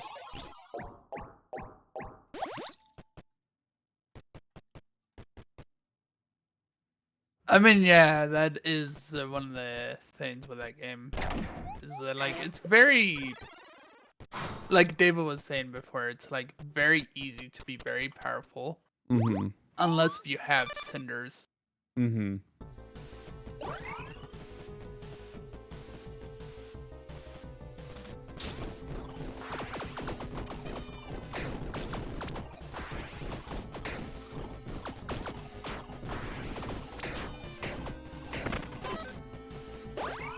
Yeah, because the cinders make it so like it makes the first couple floors happen really quick. Yeah. Like you only got like 5 floors till it's boss, and usually like in a normal run you usually have like a lot more stats. You probably have leveled up 2 or 3 times already, or maybe at least once. Yeah. And it's like when you have full cinders, you're lucky to level up in probably in the first 2 rooms.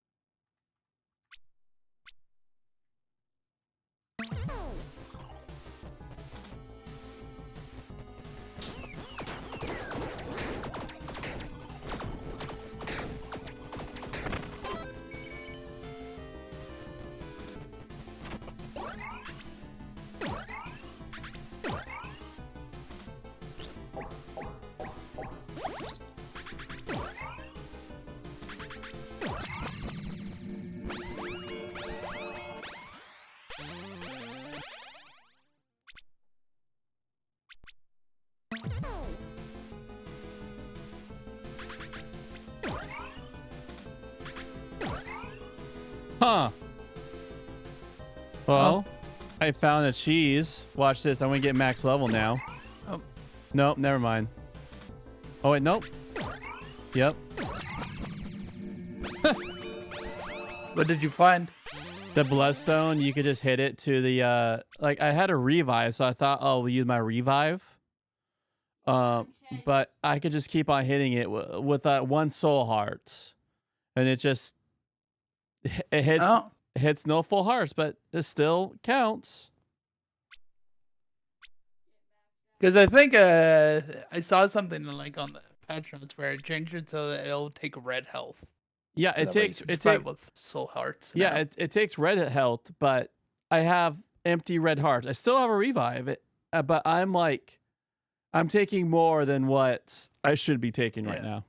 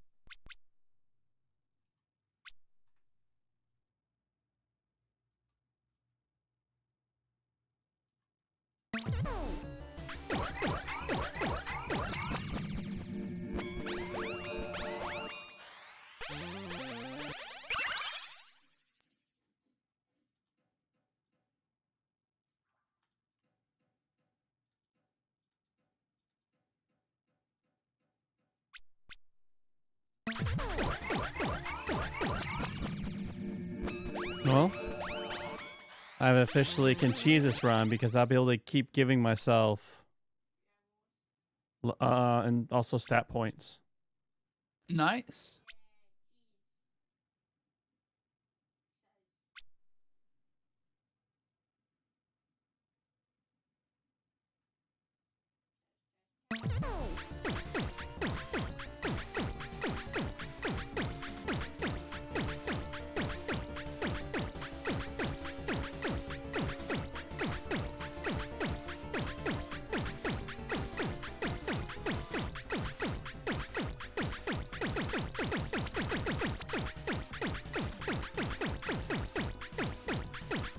Well, I guess I'll be able to get that 40. Huh. Deuce, deuce, deuce, deuce, deuce.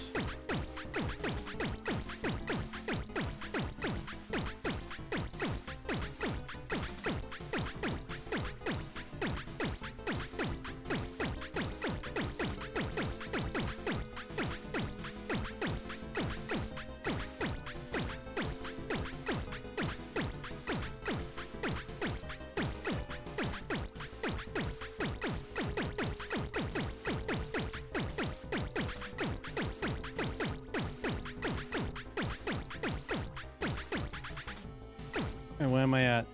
85 strength, 49 dex, and 59 intellect. Neat. Also a lot of stats.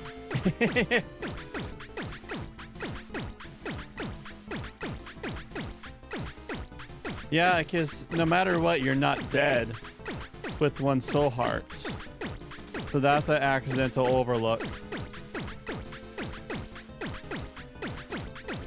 I feel like it should just be more of it won't work if you don't have health for it to take. Or if the soul heart's your last thing, it'll just take the soul hearts. That's why I don't know. That was like explicitly mentioned as like something they wanted to, so that way you could just. So it'll be like, it literally is the word. It's called a bloodstone, so it takes literal blood, not. Yeah. Okay, 125 strength, 75 dex, 80 intellect. I think I'm good. Because I think it was a blood chest. Probably interacts correctly. So. Rip. It's like 2 hits. The bosses are gone. Nice. Oh man. Truly, the peak of roguelites, you find something broken. And you break it.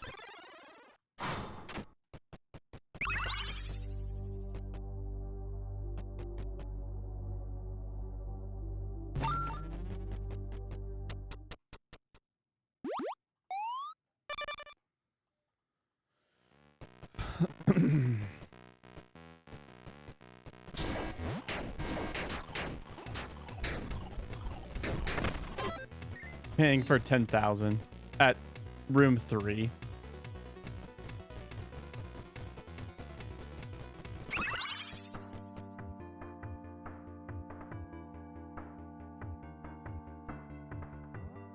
This is going to get more ridiculous.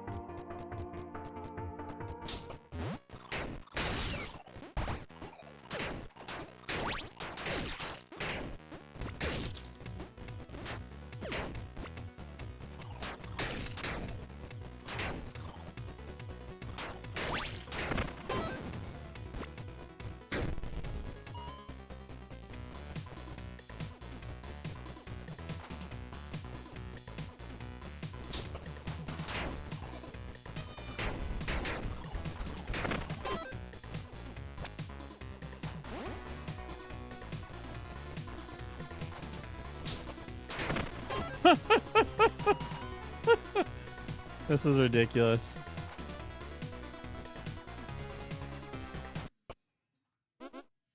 It sounded like that earlier. Did you find it going to Evermore? Nah, I mean, full 16 cinders. I won the 2-shot bosses. Well,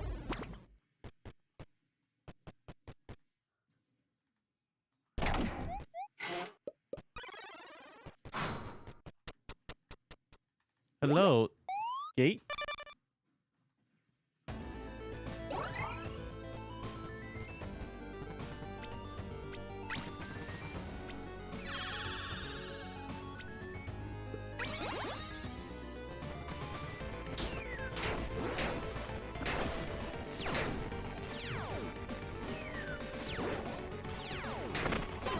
So I actually have a pretty broken system. So once I get an S, it's gonna be more broken. So I have Eloquency, which means based by the weapon's dexterity modification, faster attack speed. And then I also have Steady Strike, so your attack speed goes into your weapon's base damage 200%. ah.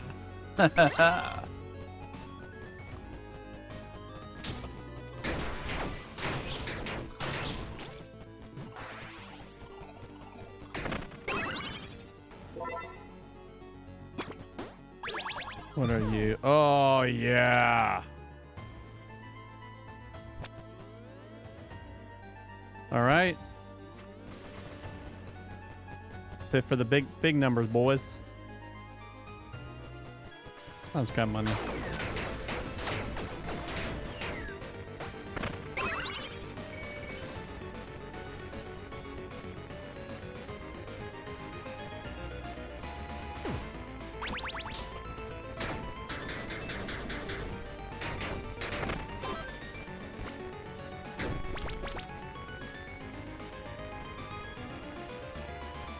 I can wait to sell.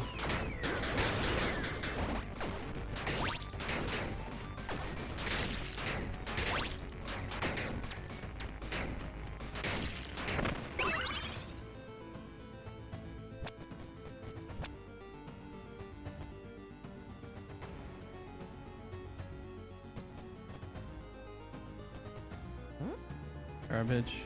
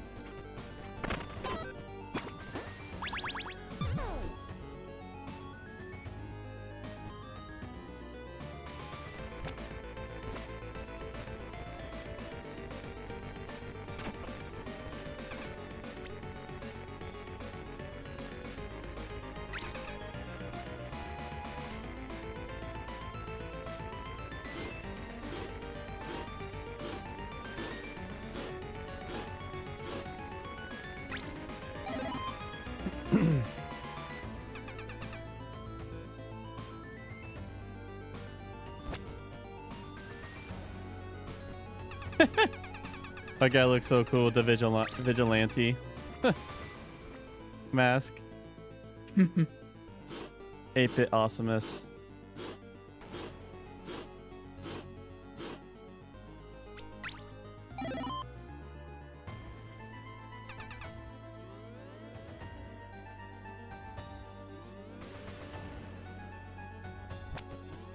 Yeah, I don't do any poison. I'll be a seller. Your last game.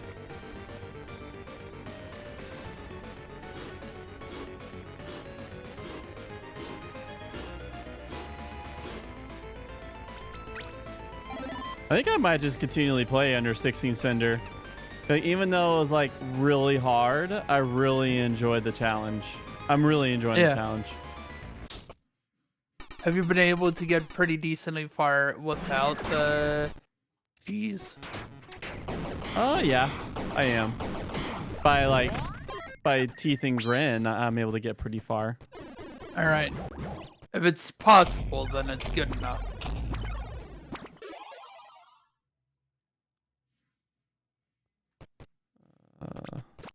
Yeah, I don't like this buzzer.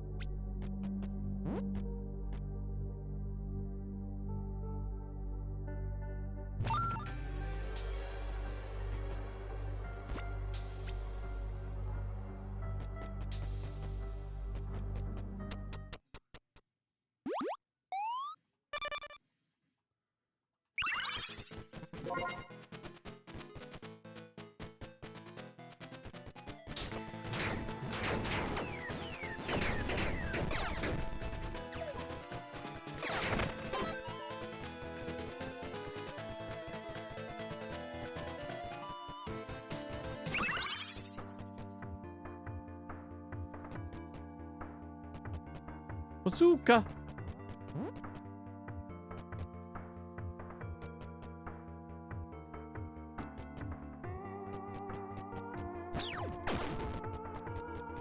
What's my curse? I need to do it with at least 5 curse.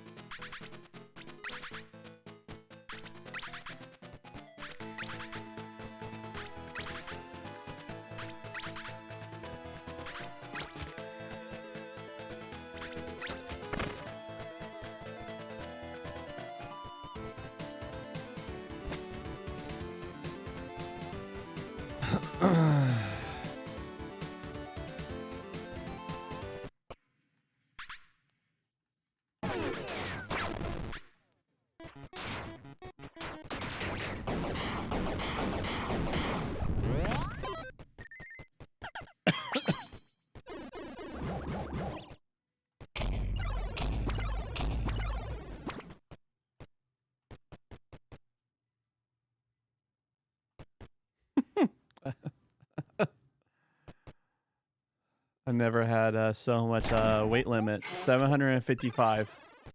Oh my. I don't think I don't. Too little, man. Too little. Oh, sure, it's blowed up.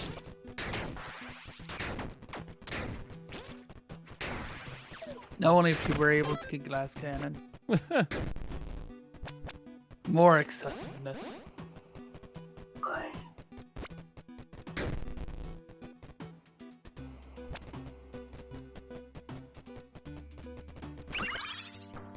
You, EB. Oh yeah, you're all not worth it, but you're at least worth the sell. Raven bow, chilling, deadly, your highest. Don't have a key.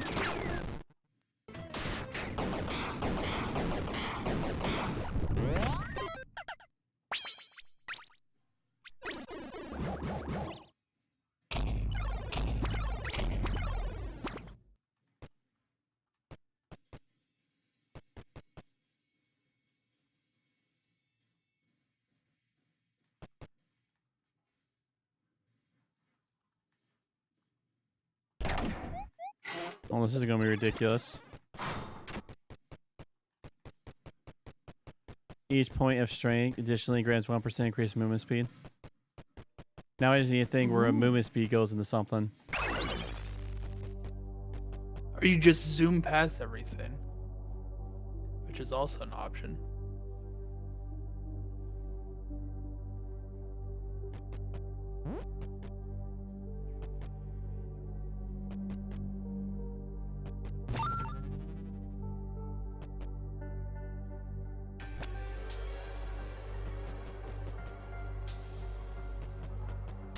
It's nice that they give these shops, the alignment shops. Otherwise, it could be a little bit of a challenge trying to get the 4 alignments. Yeah. I think I remember people saying that they should have guarantee it of some passion to show up in the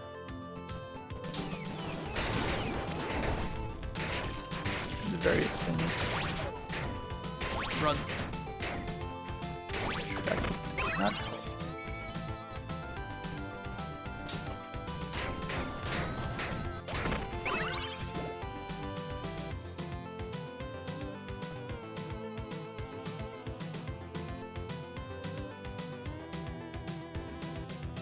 What is my crit rate?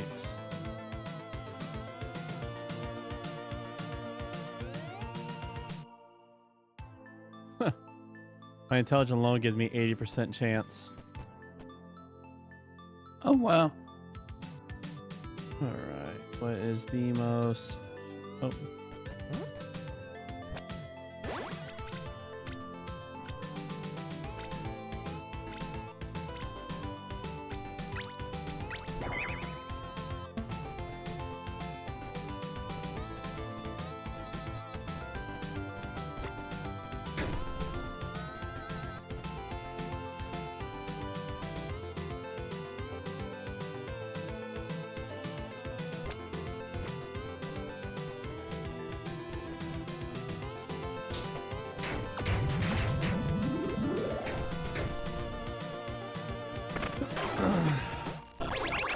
Whoa.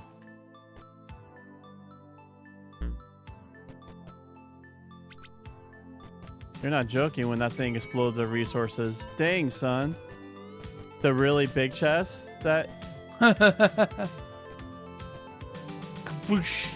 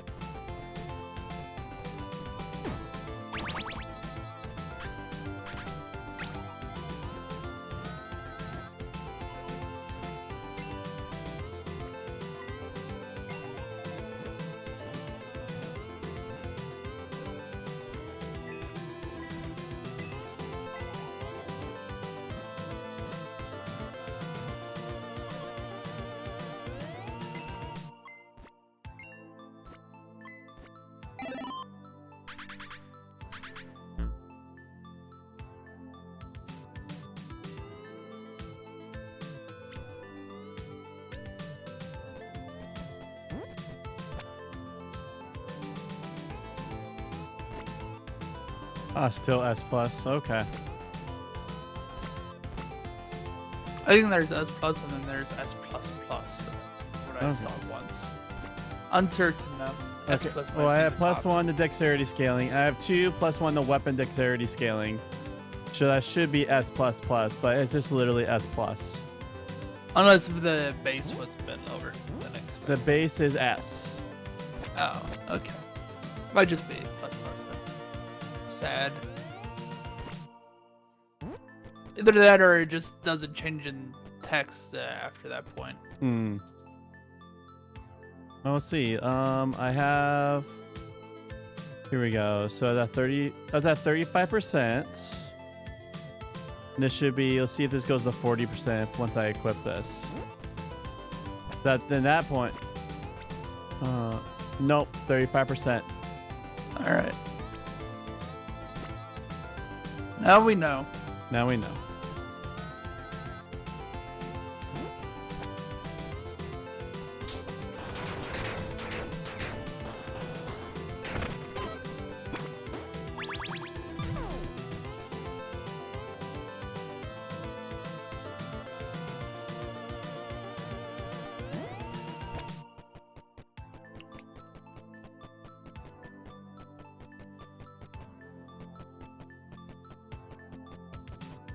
What's my curse at? 4? I need 1 more, and I can do that unlockable thing. There we go.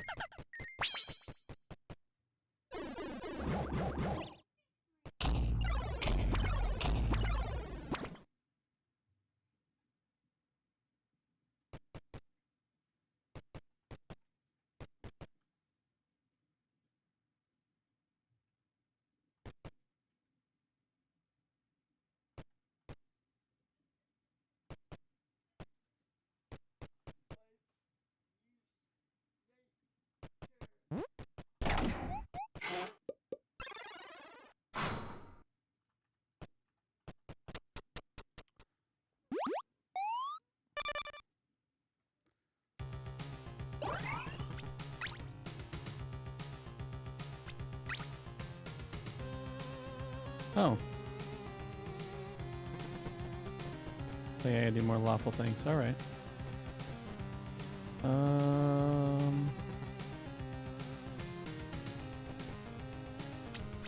My dice looking.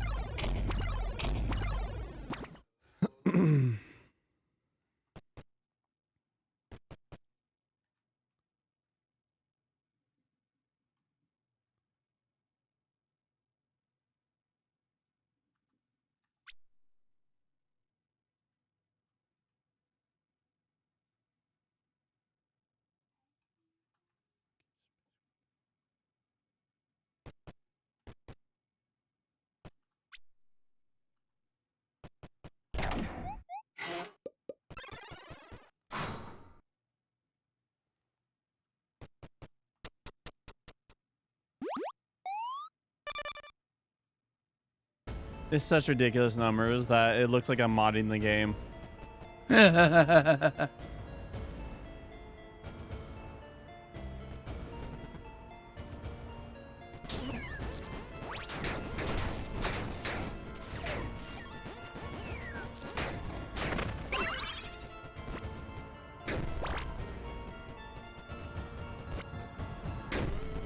Ooh, the Royal Armory. Okay, SES, SS. Lucky Lightning Javelin. Ooh. Oh, man.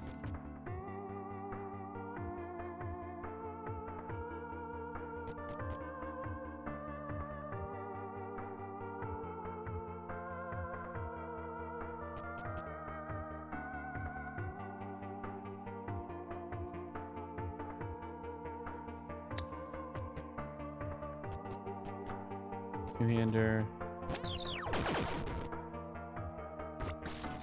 Oh, that is sweet looking.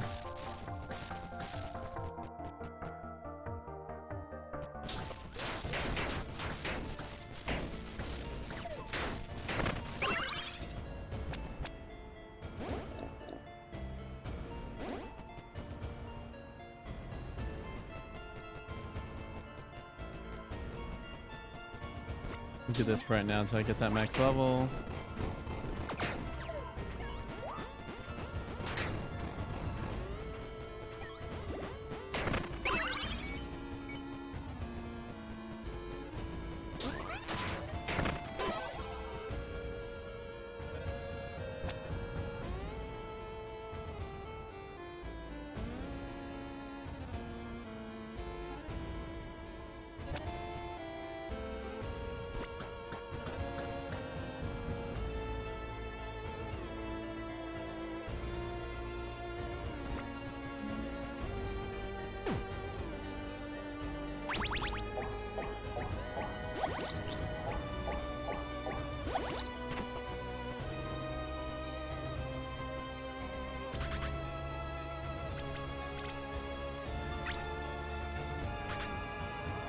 Ah. I see. When I do it, it fills it up though.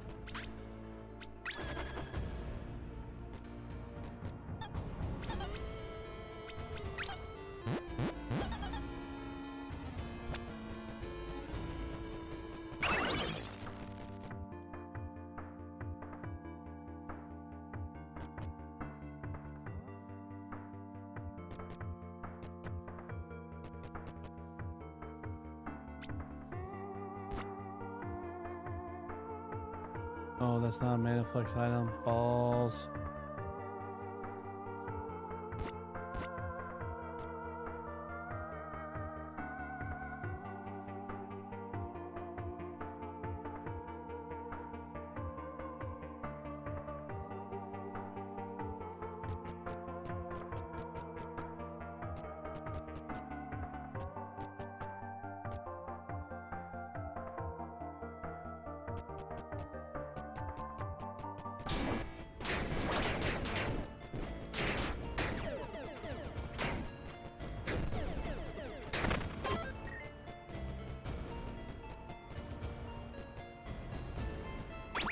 We'll upgrade anyways.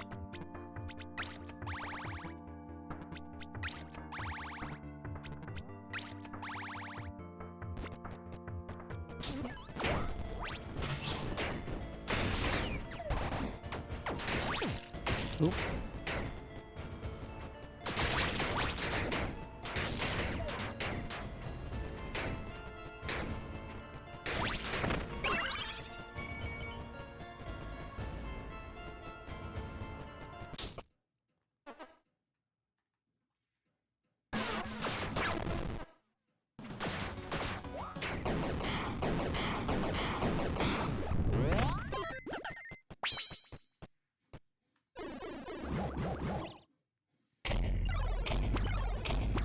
All right, I'm gonna go All right. eat and stuff.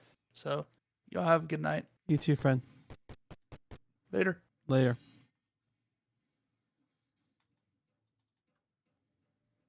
Hmm.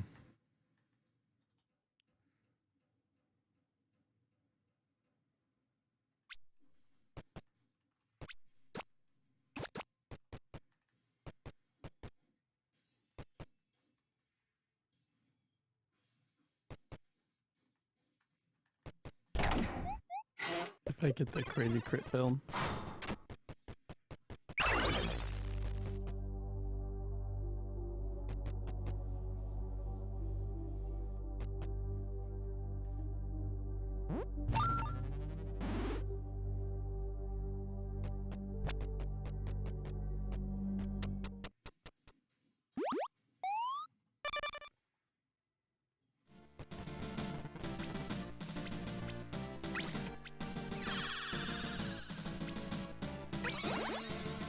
For that mana.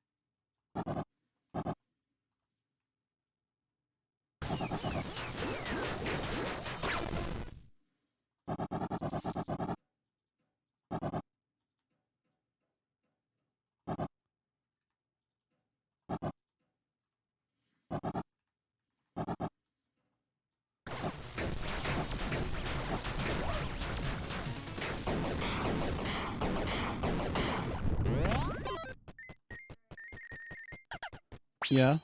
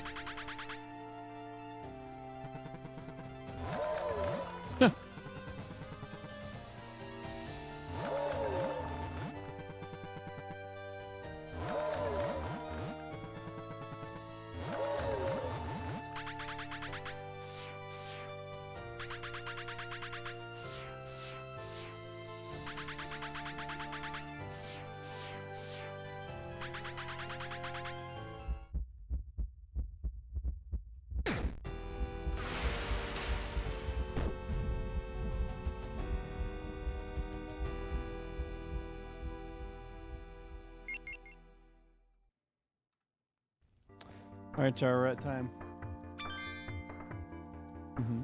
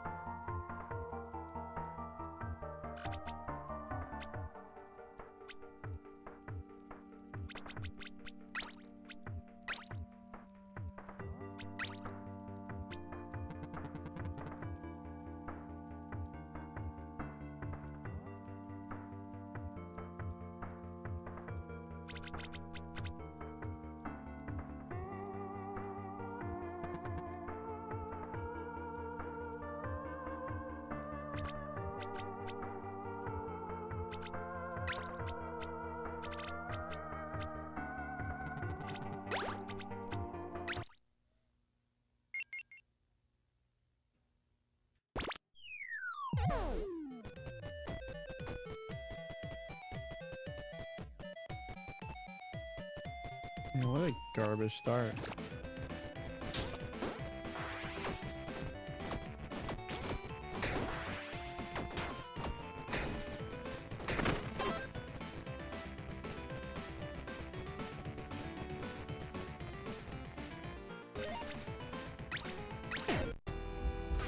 Stop the bombs, looks like you get secrets.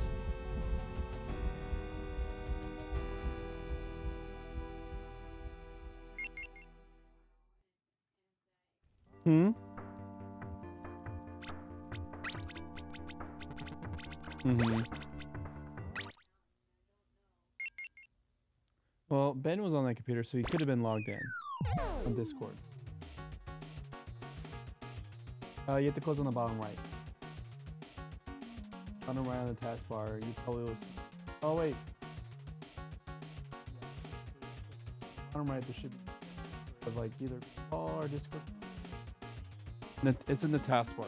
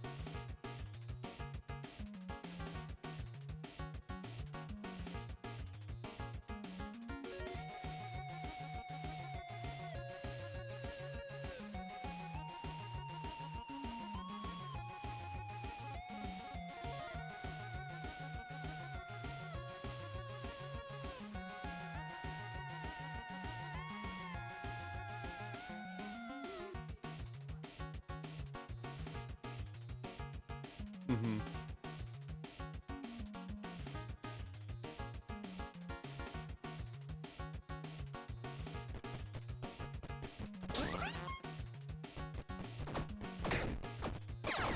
Mm-hmm.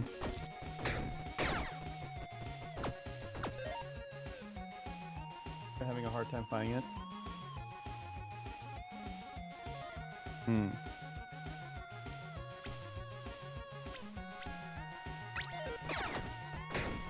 Sounds good.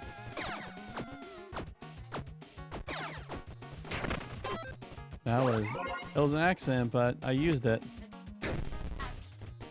I mean, I'm fine if it gets patched. I'll definitely use it every time they give it to me, but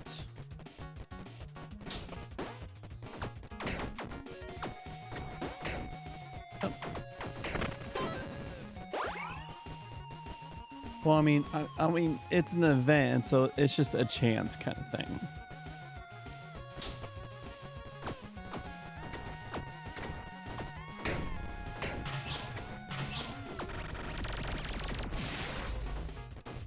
It's a oh.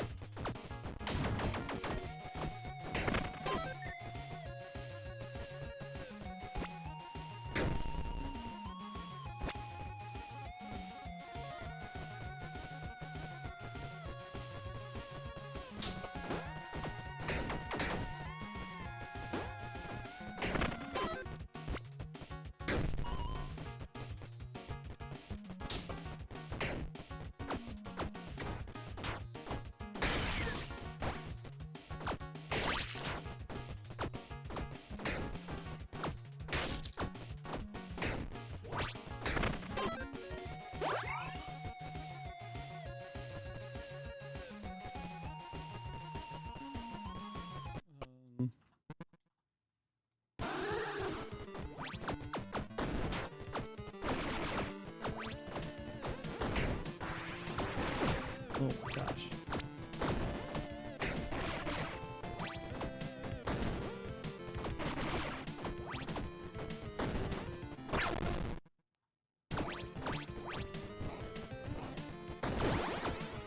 Uh-oh. Was it a beam that got me?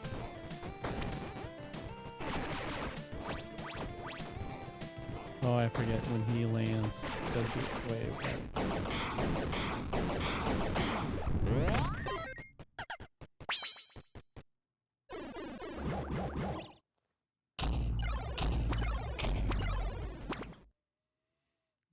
Combat, gain full stack of speed boost, halves your critical hit chance.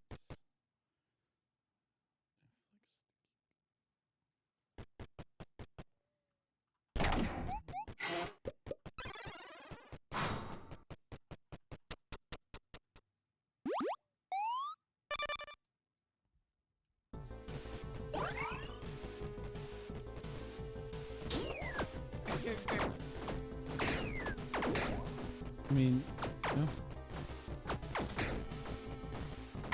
You could do what I used to do. You could fold the lid for it to, in a way that it becomes a spoon.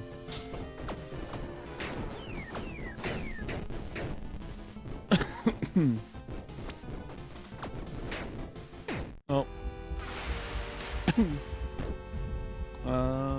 We're not going to use those.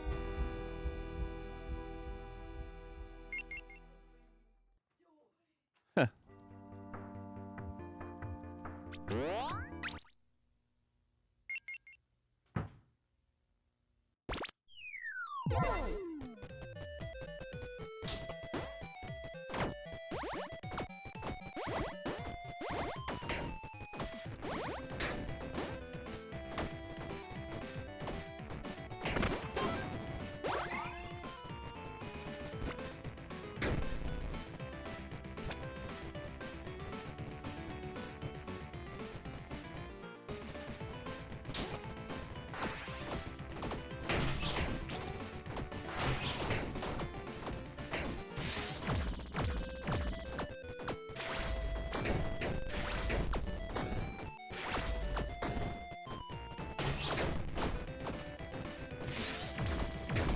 I didn't know you could hit those. Oh, we can't hit them. Okay.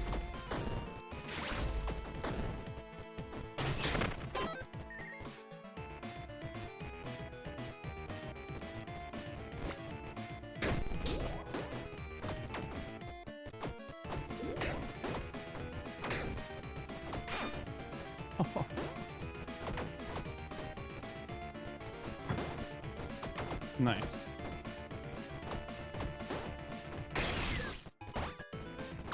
Mm-hmm.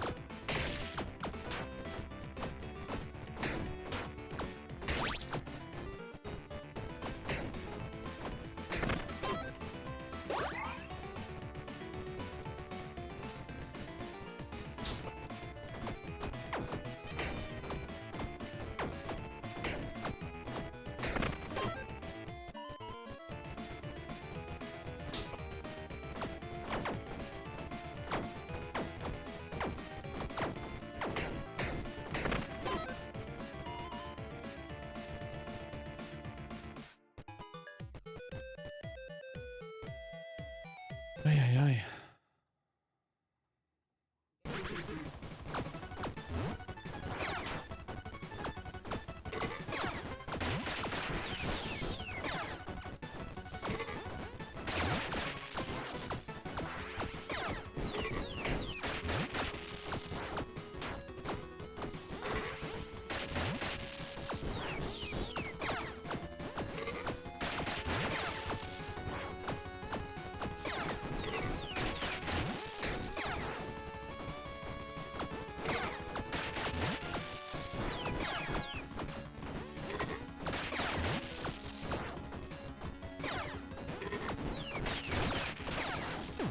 Ah.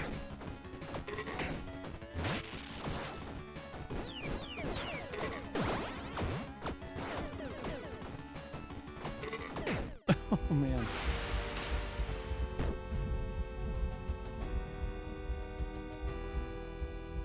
Oofing ain't good.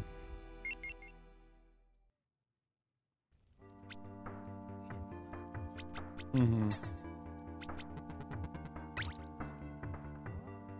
That's cool.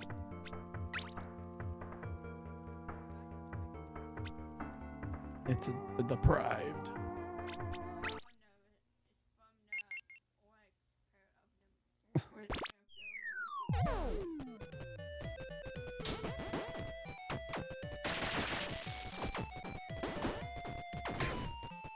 Pretty cool to throw tables.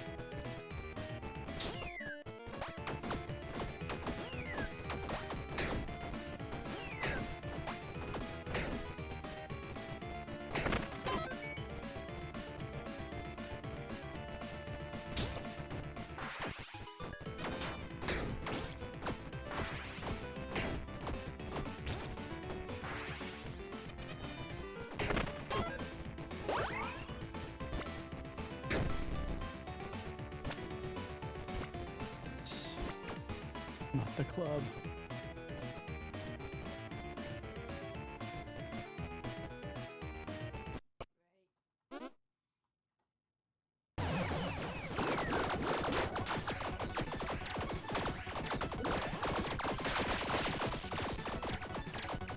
I don't have to be neck and neck with them anymore. These are winners.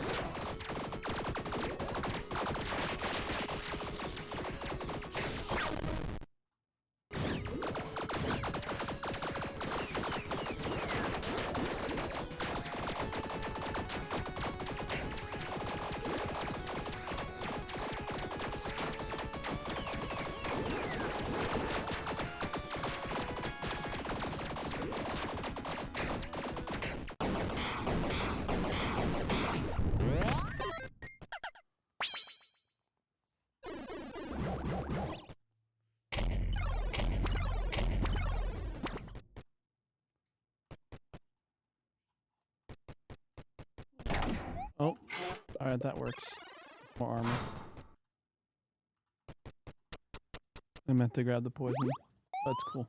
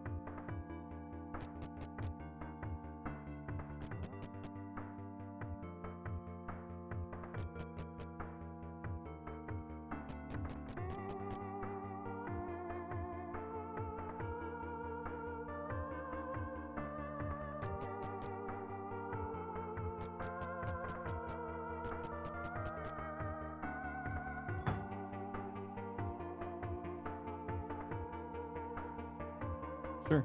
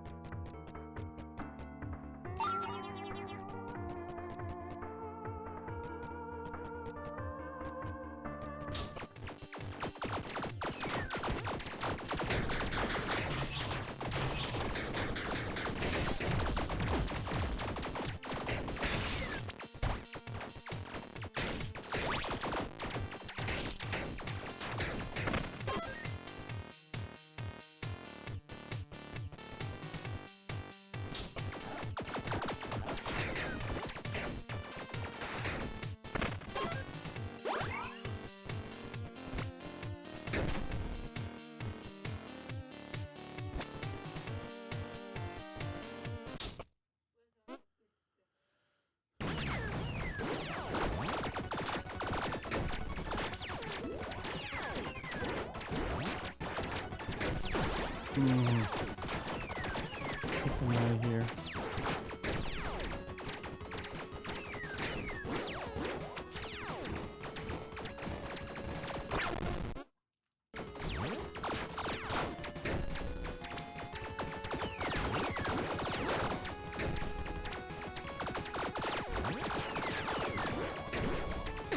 Oh, I thought I had to dodge.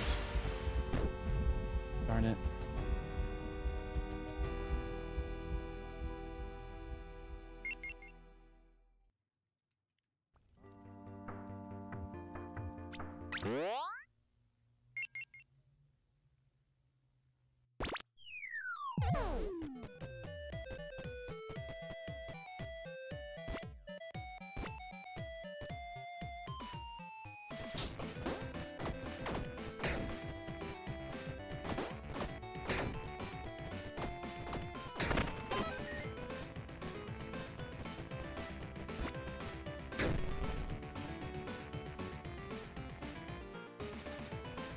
Wow.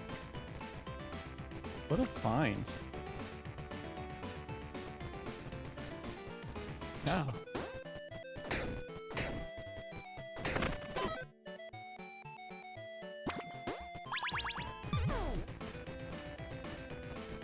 I don't have any money yet. I have no reason to.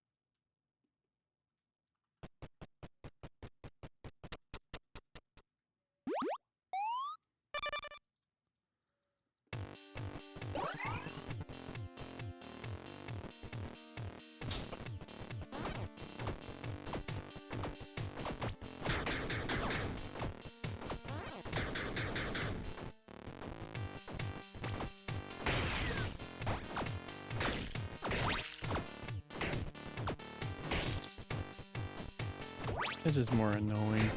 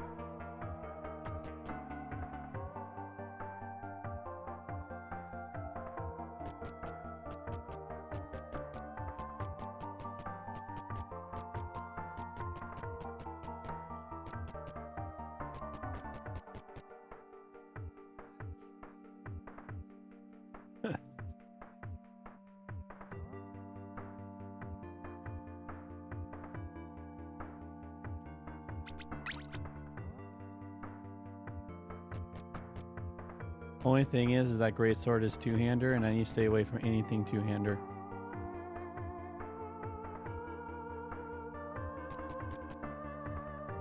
Maybe.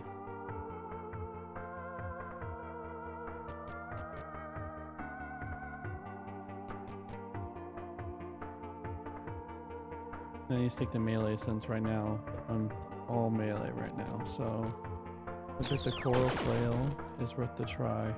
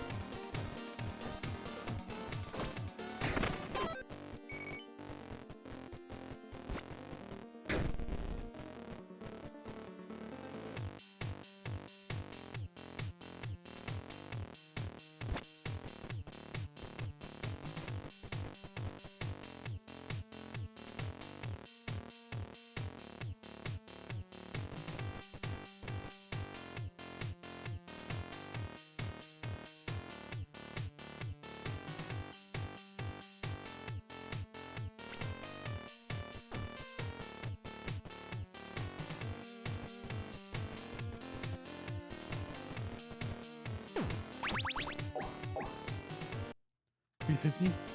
You want to read? Let's do it.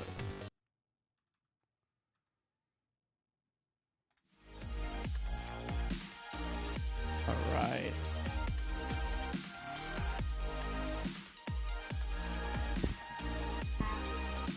What, dude? All right. 1 Samuel chapter 7.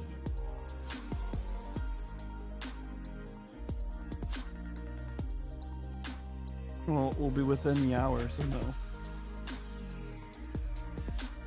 Huh? Okay. 1 Samuel chapter 7, verse 15, to chapter 8, verse 20. Appoint us the king. King Jesus, your holy, wonderful, amazing. As we go into the ranks of the ancients, please reveal to us what it means to them, what the heck it means now. Thank you that us ruling like you rule is always permanent, and the age of sin does always fights back. But I look forward to when the age to come happens. And thank you that it has started, and thank you that it's not the type not the image that we generally see of like destruction and like a God who doesn't care and it goes ha ha ha ha ha, you have missed the mark, as Timothy Keller would joke, is like say like tough cookies in Latin or something like that. But no, you are stepping closer into humanity. You always share. You rule by sharing. You rule by sharing management of your creation. You rule by sharing your son, the embodiment of you, who did not want to make another empire, but let the empires murder you. But since you're innocent, death cannot hold on to you. And because you're innocent, and because death cannot hold on to you, and you resurrected, and you share the resurrecting good life now with us. Amen. 1 Samuel chapter 7, verse 15, chapter 8, verse 20. Appoint us a king. Samuel exercised authority for Israel all the days of his life. He went each year and traveled around to Bethel, Gilgal, and Mizpah and exercised authority for all Israel in these places. He made his return to Ramah because his home was there. He exercised authority for Israel there and built an altar to Yahweh there. When Samuel got old, he made his sons the people who exercised authority for Israel. The name of his elder son was Joel, and the name of his second son was Abijah. They exercised authority in Beersheba. But his sons did not walk in his ways, but turned after profit and accepted presents and overturned the exercise of authority. So they took bribes, like let's say someone was murdered, the murderer just gave them money so that they can turn a blind eye. So all the elders of Israel gathered and came to Samuel at Ramah and said to him, "Right, you are utterly and your sons have not walked in your ways. Now appoint us a king that exercises authority like all other nations." The thing was displeasing in Samuel's eyes when they said, "Give us a king that exercises authority for us." And Samuel prayed to Yahweh. Yahweh said to Samuel, "Listen to the people's voice in everything they say to you, because it is not you they have rejected, because it is me they have rejected from being king over them.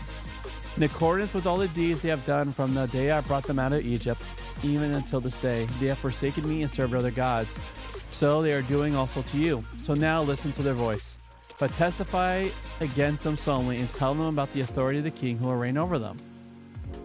Samuel spoke all Yahweh's words to the people who were asking him for a king. He said, "This will be the authority of the king who will reign over you. Your sons he will take and make into charioteers and the horsemen for himself. They will run in front of his chariot. He will make them commanders of thousands of fifties. They will plow his fields, they will reap his harvest, they will make his battle equipment and his chariot equipment. Your daughters he'll take as perfumers, cooks, and bakers. Your best friends, your best fields, vineyards, and olive groves he will take and give to his servants. Your seed in your vineyards he will tithe and give to his commanders and his servants. Your male and female servants, your best young men and your asses, he will take and make his workforce." Means donkeys, by the way. He will take and make his workforce. Your flocks he will tithe, and you yourselves will become his servants. You will cry out on that day on account of your king, whom you have chosen for yourself, but Yahweh will not answer you on that day. Verses 19 and 20 relate how the people still insist on having a king to rule over them and fight their battles. They're like, "Yep. You don't matter." Almost every day, television and newspapers report the costs that ordinary people pay for their government. Sometimes the cost lies in expenditures that may be inevitable. Representatives have to be paid salaries and expenses and need buildings to meet in. And perhaps these meeting places need to be reasonably impressive lest the state or the central government look unimpressive. A fundamental task of government is maintaining the country's independence and thus maintaining an army. The desire to attract able people into government means paying them salaries higher than ordinary people earn. Further, legitimate expenditure shades into more questionable luxury, and legitimate expenses shade into cheating on expense accounts. The problem is not only a financial one, as I write. The news is full of reports of government's aides' involvement in sexual assault and of government's crossing in line in the way he sought to protect his aid. It is hard to face the reality about these phenomena are not mere isolated exceptions. They are endemic to the way politics works. That is Samuel's point in his warning about the way a king will exercise leadership or authority. The problem is endemic in giving authority to people. Whether the authority lies in a monarchy or an elected body, depressingly, you do not avoid problems by not having a central government. When there was no king in Israel and people did what was right in their own eyes, Israel experienced moral and social chaos. The grievous opening to 1 Samuel chapter 8 underlies the point in reporting that, like Eli, Samuel did not manage to bring up his sons in his own ways. The circuit Samuel traveled to exercise authority covered only a small area in the center of the country. We do not know what his activity involved. Maybe it was largely judicial, and he functioned as a kind of appeal judge, deciding difficult cases. Or maybe he taught the people in the city, and particularly the elders. Building an altar in his home city suggests he stands in the tradition of Abraham, Moses, and Joshua. His son's activity in Beersheba places him far south of his circuit, at Israel's southernmost city, so perhaps this was their earlier responsibility before they took over more generality from their father in his old age. They didn't expose their waywardness in a way that anticipates a problem familiar in the modern world. Pressure groups or individuals can influence decision makers by gifts or sweeteners. Enjoy a couple weeks in my condo in Hawaii. No one else is using it. It is easily to justify accepting such gifts. As a politician, you get paid more than many people, but possibly less than you will get paid in the private sector. Samuel could resist that temptation, but his sons could not. They had not had the experience of God's waking them up in the night to turn them into prophets. Another weird feature of political life in the modern world is that we always think a change of government will improve the situation in the country, bringing more freedom or justice or jobs. Perpetually, our hopes are disappointed, and we assume yet another change of government will make all the difference, and so on forever. In effect, Samuel points out that being governed by kings rather than by people like Samuel's sons will make no difference. For the most part, his realistic account of what it will be like to have a stable, fixed form of central government does not imply that this government will be characterized by gross abuse. Kings and presidents have to have a staff, and the staff has to be paid. People sometimes seem to think that governments have magical, mysterious sources of funds, but they do not. There's no one but you to foot the bill. Before he comes to this point, Samuel is bidden to look at the situation theologically, not merely pragmatically. The story does not tell us why the people's request displeases Samuel. Perhaps God's subsequent words imply that Samuel feels rejected by them. While this would not be an unreasonable reaction on his part, more profoundly, they have rejected God as king. Gideon's people once proposed that he should rule over them. They used the word rule rather than reign as king, so their idea is a less radical one than the people in Samuel's day. But Gideon declared, I will not rule over you, nor will my son rule over you. Yahweh is the one who will rule over you. When the people now say they want a human king and thus implicitly reject God as king, one might have expected God to tell Samuel, so do not yield to their request. Tell them I intend to reign over them. Yet, one of the terrible aspects of the way God runs the world is sometimes to give us what we ask for. To put it the way Paul does in Romans 1, God gives us up to the desires of our hearts, to a debased mind. So as an act of judgment, God says, okay, give them what they ask for. The request is not a strange aberration. It is in keeping with the way they have related to God since they came out of Egypt. So this is a moment in which God says, that's it. That's the last straw. No more long suffering. I'm out of here. Yet whenever God says this, it never needs to be the last word. It is after saying this that God bids Samuel point out to the Israelites when it will be like to have a central government and to cry out as a result. Because it's never over until it's over. Maybe they'll see sense and withdraw the request, but no. And reaffirming their desire, they re-express it. They want a king to go out ahead of them and fight their battles. In one sense, this simply restates that it means to have a king.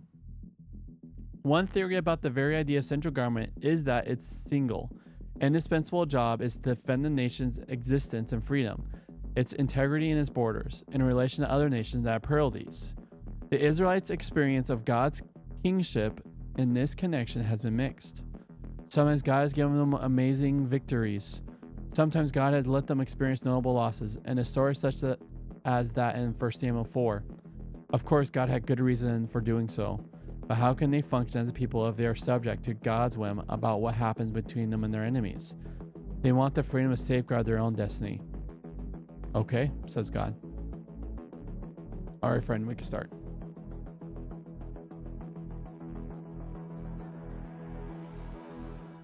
Be pretty early if it's Jason.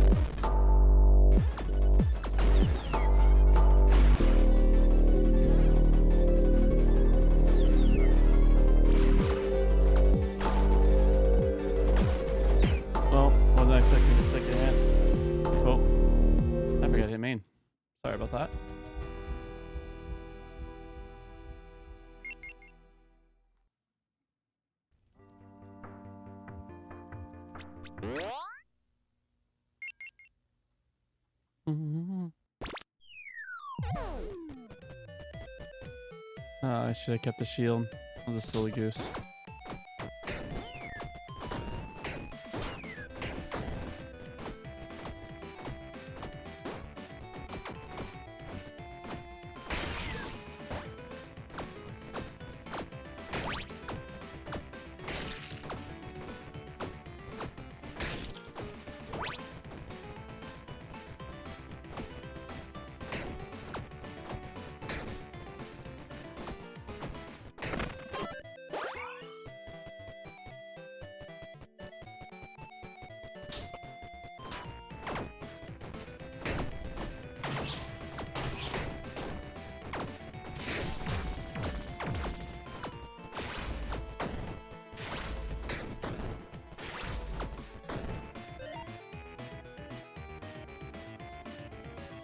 How about that? Can you call him to confirm?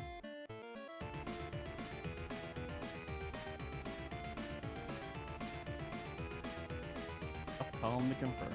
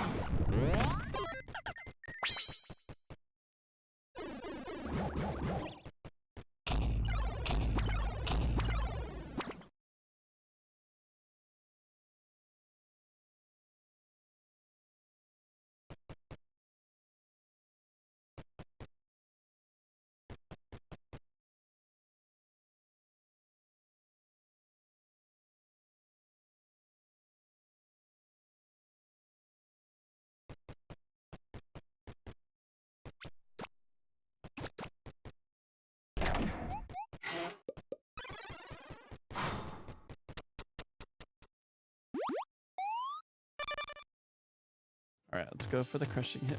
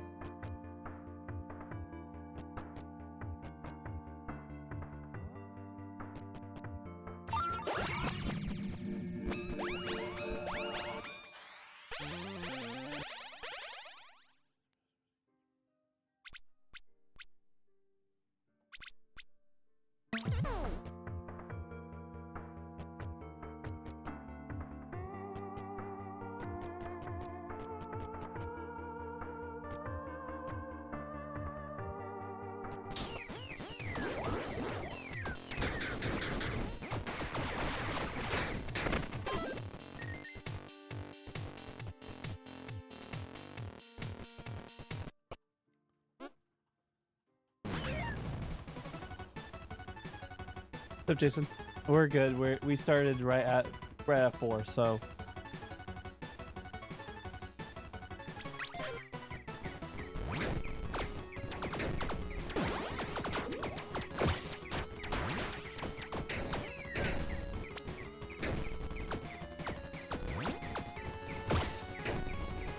oh man, the Brave's hard. Start with not that.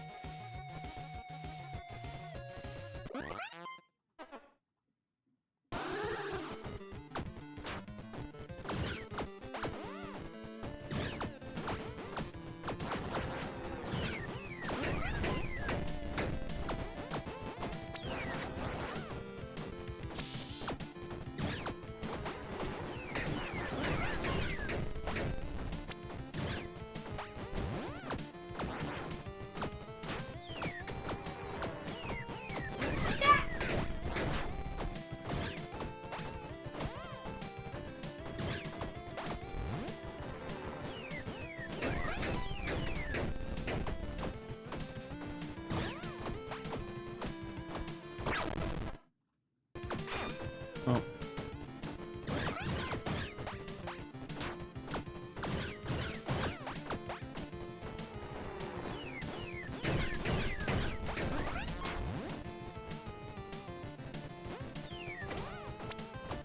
Oh.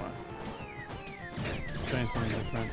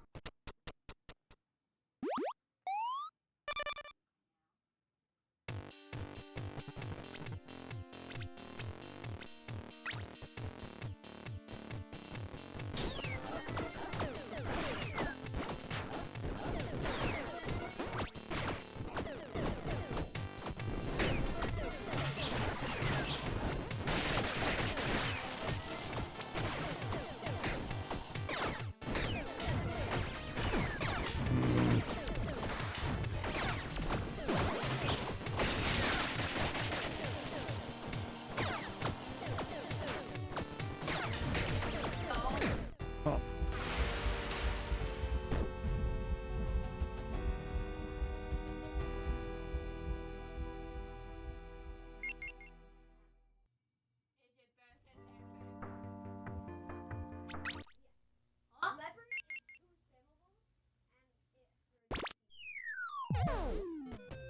After this, I've done it once. I don't need to keep on playing high.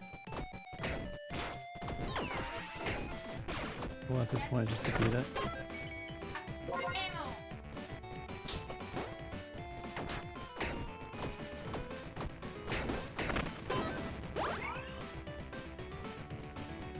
Where that build goes.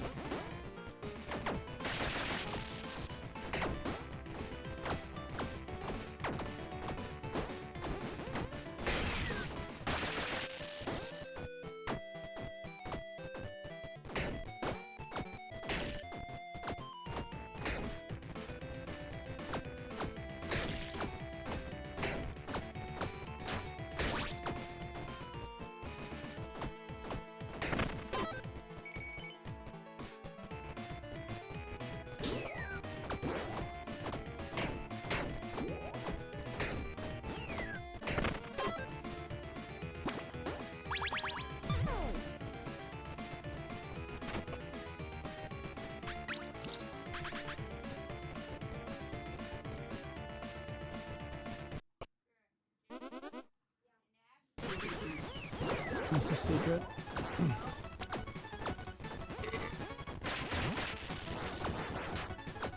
Just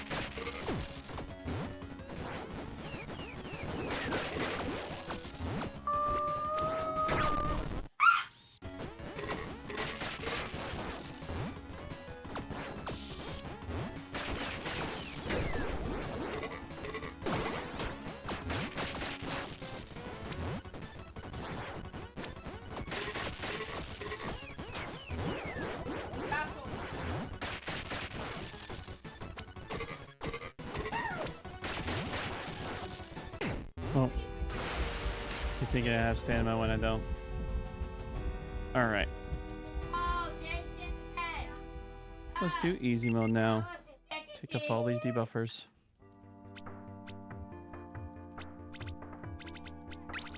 I've beaten it with all 16. Don't need this anymore.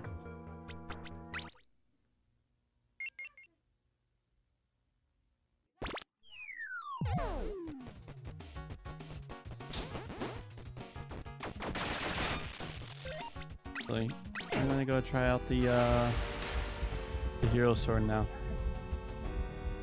You have to get mithril for it? I'm curious.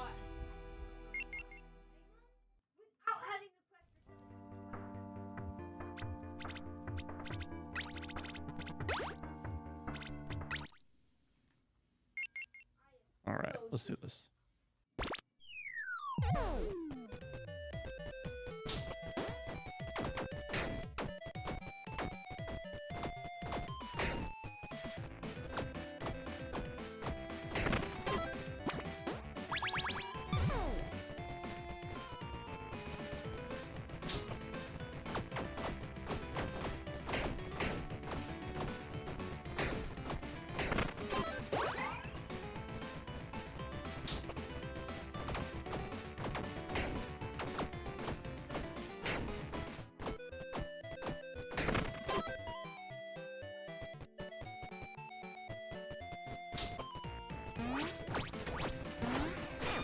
Oof. Oh, this might be a mistake. Defeat him. There we go. Baby one. Oh my gosh. Wow.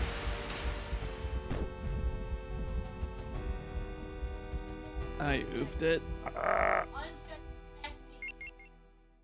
think I was way too confident.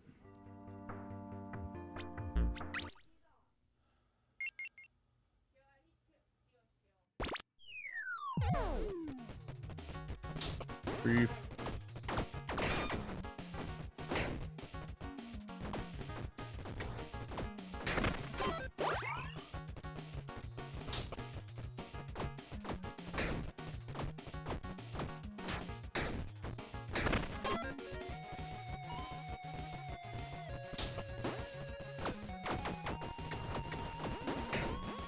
I see. Like, the more you win, the more the game just gets normally harder.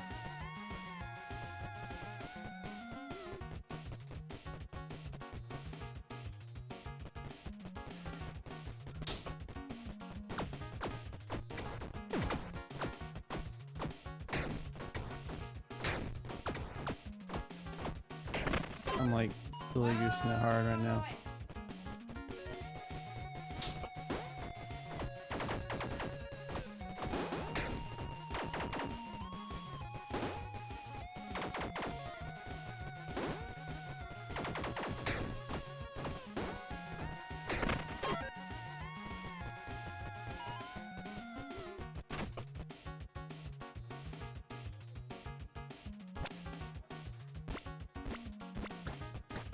Take it longer.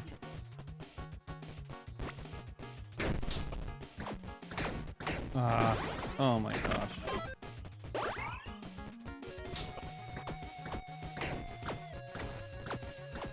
Alright, no more silly goosing it.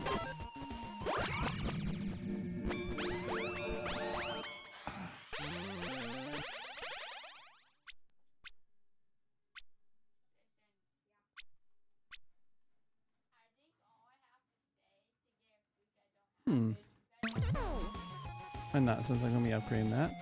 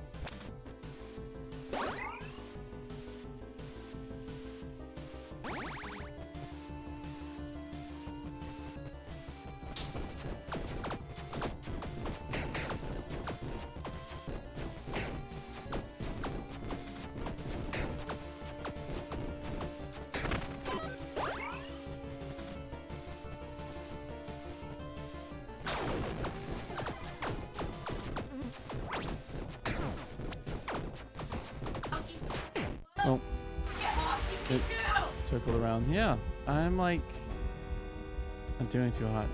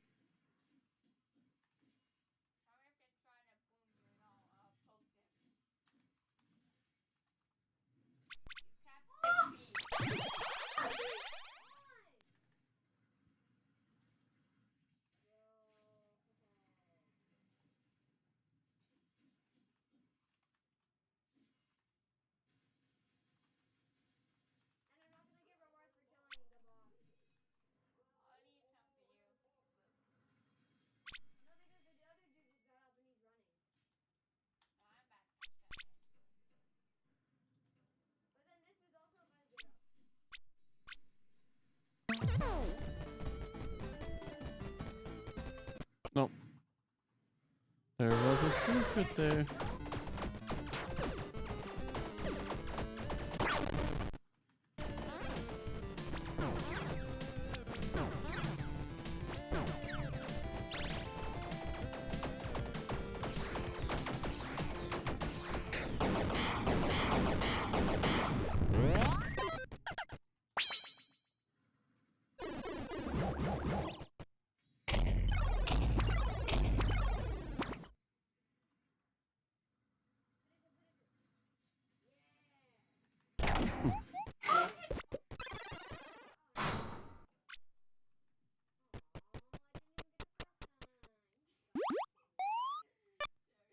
All right, boys. Char, we dip in 3 minutes, my friend.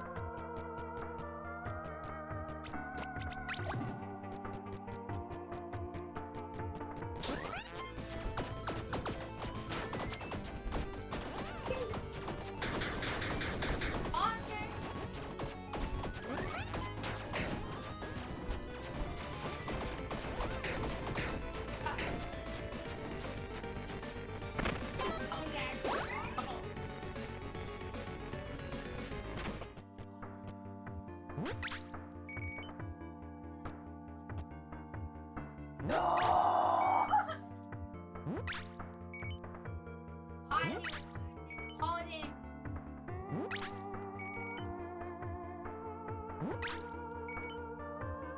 Ah!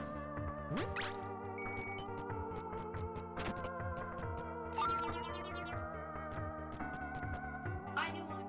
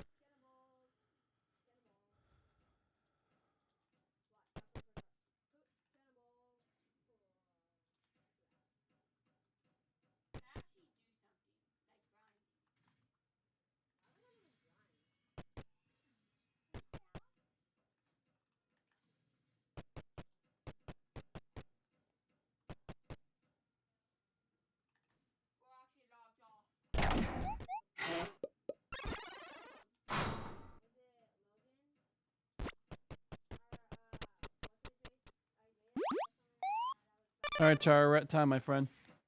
Gotta go.